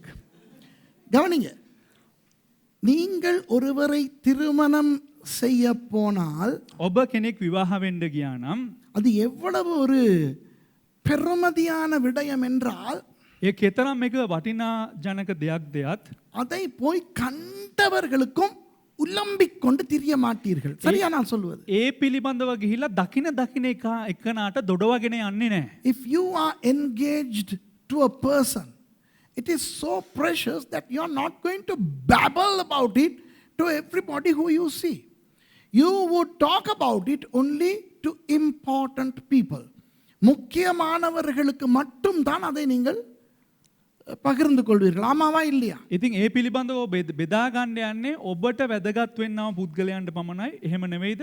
அப்போ கிறிஸ்தவம் என்பது மணவாளனான கிறிஸ்துவானவருக்கு ஒரு மணவாட்டியாக நாம் நிச்சயிக்கப்படுகிறோம். ඒ කියන්නේ ක්‍රිස්තියානි කාරකමය අනුව මනමාලයා වූ යේසුස් වහන්සේට මනාලියක්ව තීන්දු කරනු ලැබීම. Christianity is being betrothed to the bridegroom Jesus. So Christians are in a betrothed relationship with Jesus. கிறிஸ்தவர்கள் மணவாளனாகிய இயேசு கிறிஸ்துவுக்கு நிச்சயிக்கப்பட்ட மணவாட்டிகளாய் இருக்கிறோம். ඉතින් කිත්තුනුවෝ කියලා කියන්නේ මනමාලයා වුණා වූ යේසුස් වහන්සේට තීන්දු කරනු ලැබූ මනාලියන් වශයෙන් සිටිනවා. இதற்கு பெயர் தான் விசுவாசம். මෙයට නම තමා ඇදහිල්ල කියලා කියන්නේ. That is what is called faith. By faith we are saved. விசுவாசத்தை கொண்டு ரட்சிக்கப்பட்டோம். ඇදහිල්ල කරුණු කොටගෙන නිමිති කොටගෙන අපි ගැලවීම ලබා இப்ப සිටිනවා. மரக்கறி வாங்குறவங்கிட்ட போயிட்டு දැන් එළවලු ගන්න ගිහිල්ලා நான் ஒரு கிறிஸ்டியன். මම ක්‍රිස්තියානිකාරයෙක්. போலீஸ்காரங்கிட்ட போயிட்டு පොලිස් කාර්යාගාවට ගිහිල්ලා நான் ஒரு கிறிஸ்டியன். මම එක ක්‍රිස්තියානිකාරයෙක්. You say I am a Christian to the vegetable vendor. You say I am a Christian to the cop who stops you for speeding. போலீஸ்காரன் நிப்பாட்டும். அவனை நீ 50ல வர வேண்டிய இடத்துல 70க்கு வந்து போலீஸ்காரன் பிடிச்சிட்டான். நீ ஒரு கிரிமினல். ඒ කියන්නේ පොලිස්කාරයා එකපාරට අල්ලනවා 50ට යන්න ඕන තැනට මේක 80ට විතර ගියාට පස්සේ පොලිස්කාරයා නවත්තලා අල්ලනවා. ඇයි කිව්වොත් උඹ අපරාධකාරයෙක්. நான் ஒரு பாஸ்டர். මම එක පාස්ටර්. வெக்கம் இல்லையா? විලි ලැජ්ජාවේ බෑ. When a cop catches you for speeding, many pastors, they stop the vehicle and go to the cop and say, I am a pastor. Aren't you ashamed? Aren't you ashamed that being a pastor, you did something bad and you are trying to escape because you are a BLOODY pastor? விளங்குதா? நீங்க ஒரு தப்பு பண்ணிட்டு ඔබ එක වැරද්දක් කරලා இப்ப நீங்க பெரிய பாஸ்டர்னால அந்த அந்த தப்புறதுக்கு பாக்குறது வெக்கம் இல்லையா? හැබැයි ඔබ ලොකු පාස්ටර් කෙනෙක් නිසා ඒකෙන් බේරෙන්න බනවා. විලි ලැජ්ජාවක් නෙවෙයිද මේක? தேங்காய் விக்கிறவங்கிட்ட පොල් විකුණන එකකට පොල් විකුණන එකනකට ගිහිල්ලා நான் ஒரு கிறிஸ்டியன் குறைச்சி தரீங்களா? මම එක ක්‍රිස්තියානිකාරයෙක් අඩු කරලා දෙනවද? The coconut vendor, I am a Christian, can you give me a discount? I am a pastor, can you give me a discount? நான் ஒரு பாஸ்டர், எனக்கு டிஸ்கவுண்ட் தாரியா? මම පාස්ටර් කෙනෙක් ඒ නිසා මට ඩිස්කවුන්ට් එකක් දෙනවද? ஏஆர் டிக்கெட்ஸ் புக் பண்ணும்போது பாஸ்டர்ஸ்க்கு டிஸ்கவுண்ட் இருக்கா? ஏன் பிச்சைக்காரனா நீ? මේ ගුවන් ප්‍රවේශ පත්‍ර වෙන් කරනකොට මේ පාස්ටර්ලාට කියලා වෙනම මේ ඩිස්කවුන්ට් එකක් තියෙනවද? ඇයි ඔබ හිඟන්නේද? When you book air tickets, is there a special discount for pastors? Are you a beggar? விளங்குதா? கிறிஸ்தவர்கள் தங்களுடைய விசுவாசத்தை அது ஒரு ரகசியமாய் பேணாமல் අම්බලப்படுத்துகிறார்கள் கேவலமான முறையில். කිතුනෝ තමන්ගේ ක්‍රිස්තියානිකාරකම නැත්තම් ඇදහිල්ල රැකගන්න නැතු ලෝකේ ඉස්සරහා ඒක ප්‍රසිද්ධ කරලා ඒක විනාශ කරගන්නවා. Christians are not maintaining their faith as a precious secret, a mystery, but advertising it as something. The way they dress, the way they carry the Bible, they want to just exhibit their faith. சில பேர் தாங்கள் உடுத்துக்கிற முறையிலே සමහරක් අය තමන් මේ අඳින පළඳින විදිහෙන් பைபிளை தூக்கிட்டு போற விதத்துல බයිබලේ අරගෙන යන විදිහෙන් உலகத்துக்கே பிரசித்தம் பண்ண விரும்புறாங்க தாங்க கிறிஸ்தவங்க. ලෝකයට ප්‍රචාරය කරන්න කැමති වෙනවා තමා එක ක්‍රිස්තියානිකාරයෙක්. மார்க்கெட்டுக்கு கீரை வாங்க போறது இப்படி.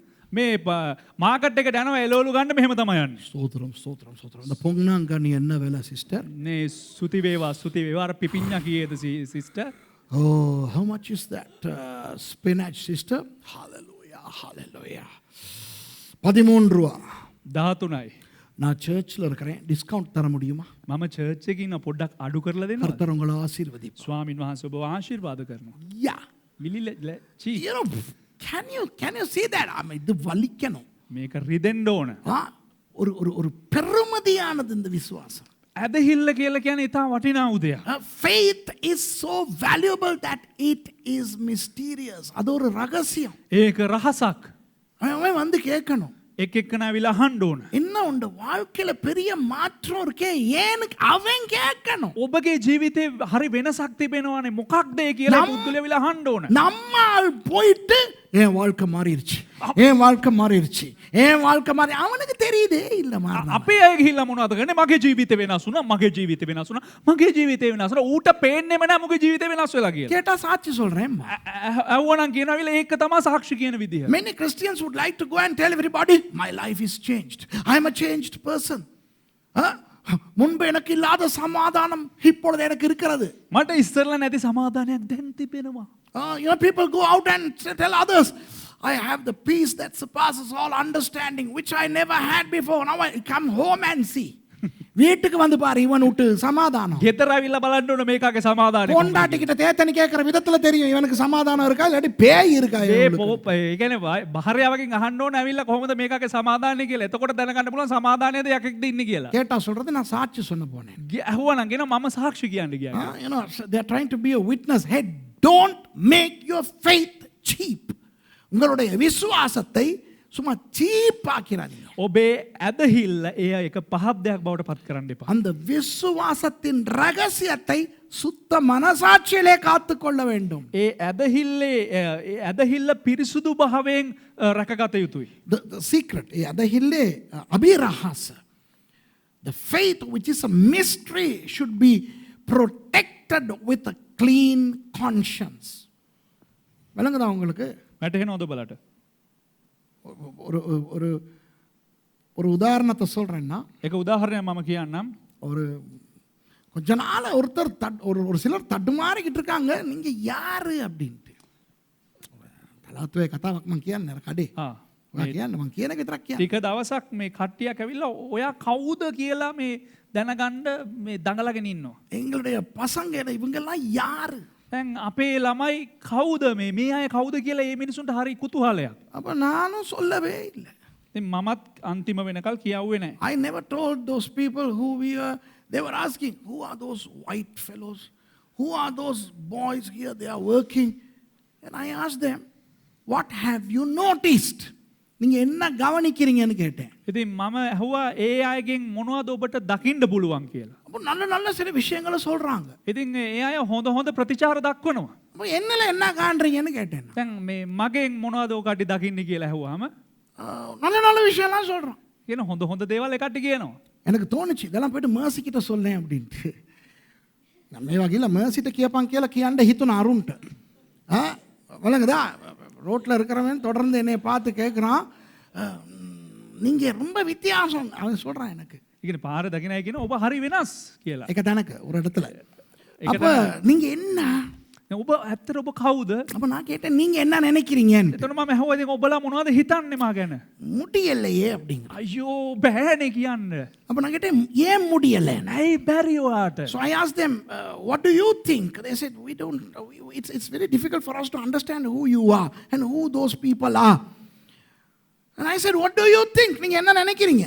ඉතින් ඔබ මොනවද හිතන්නේ මේ ගැන? அவன் நினைக்கவும் முடியாம இருக்குது. අයියෝ අපිට හිතා ගන්න බැරුව ඉන්නේ අනේ. ஒருத்தர் சொன்னாரு, එකනේ කිව්වා நல்லா நோட் பண்ண இவங்க யாரும் சிகரெட் குடிக்கிறாங்க இல்ல. එක දෙයක් හොඳට හොයලා බැලුවා කිසිම කෙනෙක් සිගරට් එකක් බොන්නේ නැහැ. இவங்க யாரும் சண்டை பிடிக்கிறாங்க இல்ல. நம்ம இங்கே தானே உள்ளுக்கு தானே சண்டை பிடிக்கலாம். அவன் கண்டல. කිසිම කෙනෙක් මේ රණ්ඩු වෙන්නේ නැහැ. අපි මේ ඇතුළේනේ රණ්ඩු වෙන්නේ. Those fellows said, I noticed that these boys, these young people are not smoking like everybody else, and they are not fighting. And they even said, those two white boys, they are just like the others. அந்த ரெண்டு வெள்ளக்கார பசங்க வராங்களே அவங்களும் மற்றவங்க மாதிரி தான் இருக்கிறாங்க. අර සුදු කොල්ලෝ දෙන්නේ සුදු දෙනෙක් කෙනවනේ. ඒ කොල්ලෝ දෙන්නත් හරියට අපි අනිත් ළමයි වගේ තමයි හැසිරෙන්නේ. ஜோக் என்ன தெரியுமா? හැබැයි විහිළුව මොකක්ද දන්නවද? நான் கடைசி வரைக்கும் இன்னும் சொல்லல நாங்க யாருன்னு. මම අන්තිම වෙනකල් ඒ කට්ටියට කිව්වේ නැහැ තාම කවුද කියලා අපි. I haven't told them who we are. Now they are guessing. They are guessing and they are guessing and they are guessing. Now that's the beauty of faith. அவங்களுக்கு இன்னும் நான் சொல்லல. 3 மாசம் இருக்குமா? 3 மாசமா அவங்களுக்கு இன்னும் நான் சொல்லல நாங்க யாருன்னு. දැන් මාස 3ක් වෙනවා ඔවුන්ට කිව්වේ නැහැ අපි කවුද කියලා. ඔවුමුත් හොයනවා කවුද මේ කියලා. என்னைக்காவது நான் சொல்லுவேன். කවදා හරි මම කියනවා நாங்கள் யாருன்னு. අපි කවුද කියලා. அப்பதான் அவனுக்கு படும், ஓ கிறிஸ்தவர்கள் இப்படியான். එතකොට තමා ඔවුන්ට පදින්නේ කිතුුණු කියල කියන්න මෙහෙම අයද කියලා. ஒரு நாள் நீர்கொழும்புக்கு போய்கிட்டு இருக்கோம். එක දවස කොළඹලා පිටත් යමින් සිටිය. நான் வேனை ஓட்டிக்கிட்டு போனேன், கேவலமாக ஓட்டிக்கிட்டு போயிட்டு போலீஸ்காரங்கிட்ட மாட்டிக்கிட்டேன். මේ ඕන නැති විදිහට එලවගෙන ධාවනය කරගෙන ගිහිලා මාට්ටුනා පොලිස්කාරයන්. One day when we were going to Negombo, I was driving like a mad driver. All the time I drive like that. Anyway, that day I got caught to the cops. அப்போ இறங்கி போலீஸ்காரங்கிட்ட போயிட்டு நான் சொன்னேன், ஒன்றும் கேட்குறதுக்கு இல்லை, எனக்கு தான் தெரியுமே நான் என்ன செஞ்சேன்னு, லைசனை கொடுத்து எழுதுடா அப்படின்ட்டு. ඉතින් පොලිස්කාරයා නැවතුව ගමන් ගිහිල්ලා මේ මොනවත් ඇහුවෙන්නේ නැහැ. ගිය ගමන් ලයිසන් එක අරන් දුන්නා මේ ලියන්න කියලා. So I gave the license and I said, give me a ticket. So he said, nobody does this. Everybody wants to defend their action. Who are you? அப்போ அந்த ஆள் போலீஸ்காரன் என்கிட்ட சொல்கிறாரு, நாங்கள் பிடிக்கிற எவனுமே நாங்கள் தப்பு செஞ்சோன்னு ஒத்துக்கிற மாட்டான், நீயா வந்து இந்த லைசனை கொடுக்குறியே, நீ யாருன்னு கேட்டான். ඉතින් ඒ පොලිස්කාරයා කිව්වා පුදුමයිනේ මෙහෙම කවදාකවත් අහලා නැහැ. කියන්නේ අහුවෙන එක බලන්නේ කරපු වැරද්දෙන් පැන ගන්න. දැන් ඔයාම ඇවිල්ලා කියනවා මට ටිකට් එකක් ලියන්න කියලා. කවුද ඔයා කියලා අහනවා. பின்னாலே இவர் வராரு, துஷார பாஸ். මම පිටිපස්සෙන් එනවා. இவர் வரும்போது நான் சொன்னேன், நாங்கள் யாருன்னு சொல்லிடாது, ஏன்னா எனக்கு தெரியும் இது வந்தோடனே சொல்லும், நாங்கள் ஃபாதர்மார். நீ அப்படித்தான் சொல்லுவேன், சொல்ல மாட்டியா? சரி சொல்லு, நீ சொல்லுவேன்னு நினைச்சேன். ඒ කියන්නේ නීක சொல்லுங்க. තුෂාර එනවා වෑන් එකෙන් බැහැලා. මම ටක් ගාලා තුෂාරට කිව්වා අපි කවුද කියලා කියන්න එපා. මොකද දැන් පොලිස්කාරයා අහනවා කවුද කියලා. කියන්න එපා කියලා. මම හිතුවා මේ හදේ කියලා දායි අපි පාස්ටර්ලා කියලා. පිටිපස්සෙන් පාස්ටර් මුනසිංහ එනවා. මිනිහට කිව්වා කියන්න එපා. பின்னால பாஸ்டர் முனசிங்க வராரு. நான் சொன்னேன் நாங்கள் யாருன்னு சொல்லாதேன்ட்டு. So I told Pastor Tushara and Pastor Munasinga, don't tell who we are. You know what happened? That cop got confused and he doesn't want to write the ticket. அந்த போலீஸ்காரர் ஹோல்மங்காகி දැන් ඒ පොලිස්කාරයට උත්තර දකුණ මාරු වෙලා அவர் இப்ப எழுதுறாரு இல்ல. දැන් එයා ලියන්නේ නැහැ. තුෂ්ණිම්බුත වෙලා බලන් ඉන්නවා. அவர் கேக்குறா நீங்க யாருன்னு. දැන් එයා අහනවා ඇවිල්ලා ඔයා කවුද? நான் சொன்னேன் நாங்க தப்பு செஞ்ச டிரைவர். එතකොට දෙවගැත්තුමා කිව්වා මම වැරදි කරපු එක රියදුරෙක්. தண்டனைய குடு. අනේ මට දඬුවම ලබා I told him I am a driver who committed an offense. Give me the ticket. He is completely Holmanusiastic. You remember? அப்புறம் நான் சொன்னேன், நான் யாருன்னு உனக்கு சொல்றேன். එතකොට මම කිව්වා මම කවුද කියලා ඔයාට කියන්න. முதல்ல டிக்கெட் எழுது. ඉස්සරලාම මට මේ දඩකොලේ ලියන්න. அப்புறம் சொல்றேன். ඊට පස්සේ මං කියන්න. So I told him first write the ticket and then after that I'll tell you. Then he wrote the ticket. அவர் டிக்கெட்டை எழுதினார். அதுக்கு பிறகு நான் சொன்னேன். ඊට පස්සේ යා දඩකොලේ ලිව්වා. දඩකොලේ ලිව්වට පස්සේ කිව්වා சொல்றதுக்கு வெக்கம். කියන්න ලැජ්ජයි. நாங்க எல்லாம் பாஸ்டர்மார். අපි ඔක්කොමලා මේ පූජකවරු පාස්ටර්ලා. மற்றவனுக்கு தப்பு செய்யாதன்னு சொல்ற நாங்களே தப்பு பண்ணிட்டோம், நீ நாங்க யாருன்னு கேட்கறியே. අනිත් කට්ටියට වැරදි කරන්න එපා කියන අපිම වැරදි කරනවා. ඔබ අහනවනේ අපි කවුද කියලා. After he gave the ticket, I told him who we are. I told him, you know, it's a shame that we are pastors. We are teaching others to behave and look how I drove. You know what happened?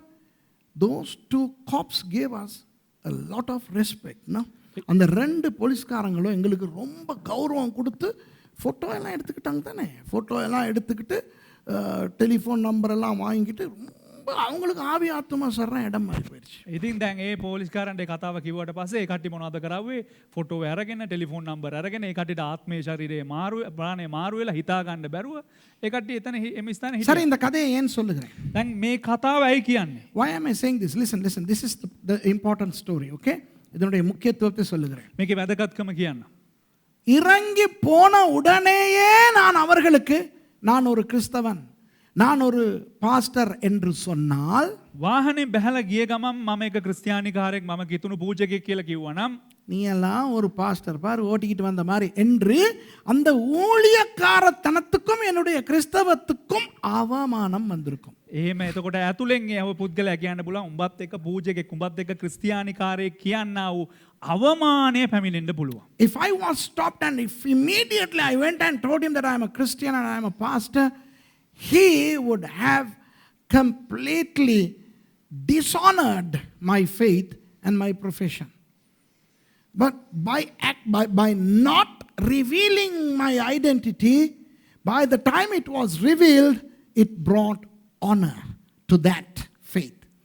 ஆனால் முதலில் நான் அதை சொல்லாமல் නමුත් ඉස්සෙල්ලා මම ඒ දේ කියන්නේ නැතුව அவருடைய பலவந்தத்தின்படி நான் என்னுடைய விசுவாசத்தை காட்ட போனபடினால் ඔහුගේ බල කිරීම මත මගේ ඇදහිල්ල මම පෙන්눔 කරන්න ගිය නිසා அந்த விசுவாசத்தை குறித்தும் எங்களுடைய ஊழியத்தை குறித்தும் ஒரு மதிப்பு அவரிடத்தில் உருவாகியது. ඒ ඇදහිල්ල පිළිබඳවත් අපේ සේවය පිළිබඳවත් එක වටිනාකමක් ඔවුන් තුළ ඇති වෙනවා. அன்பானவர்களே, பிறர் உங்களிடத்திலே வந்து கேட்க வேண்டும், ஏன் நீங்கள் வித்தியாசமாய் இருக்கிறீர்கள் என்று. ප්‍රේමාන්තයනි පිටස්තර අය ඇවිල්ලා අහන්න අවශ්‍යයි ඔබගෙන් ඇයි ඔබ වෙනස් පුද්ගලයෙක් වශයෙන් සිටින්නේ කියලා. Outsiders should come and ask you, why are you different?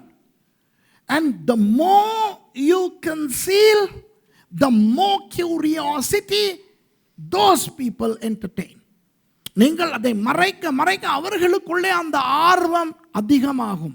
ඔබ ඒ දේ ඇතුලේ සංගවන්න ඒකේ දැන ගැනීම ආශාව ඔවුන්ට අධික වෙනවා. அதுதான் சாட்சி. එය තමයි සාක්ෂි කියලා කියන්නේ. That is called witnessing.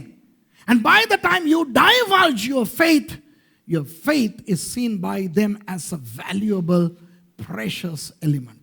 நீங்கள் கடைசியில் உங்கள் விசுவாசத்தை அவர்களுக்கு பிரகடனப்படுத்தும் பொழுது ඔබ අවසානයේ ඔබේ ඇදහිල්ල ඔවුන්ට ප්‍රකාශ කරන අවස්ථාවේදී அதனுடைய முக்கியத்துவம் தெரிய ஆரம்பிக்கும். එහි වටිනාකම ඔවුන්ට වැටහෙන්න යනවා. இயேசுவானவரிடத்திலிருந்து வந்து கேட்கிறார்கள், යේසුස් වහන්සේගෙන් ඇවිත් අහනවා எந்த அதிகாரத்தில் இதை செய்கிறாய்? මොන ආධිපත්‍යෙන්ද මේ දේ කරන්න කියලා. பாஞ்சிக்கிட்டு சொல்லல, நான் தான் தேவனுடைய குமாரன். පැනගෙන කිව්වේ නෑ මම තමයි දේව පුත්‍රයා කියලා. When Jesus was confronted by authorities, hey, by what right are you doing this? Jesus didn't say, well, do you know who I am? I'm the Son of God. No.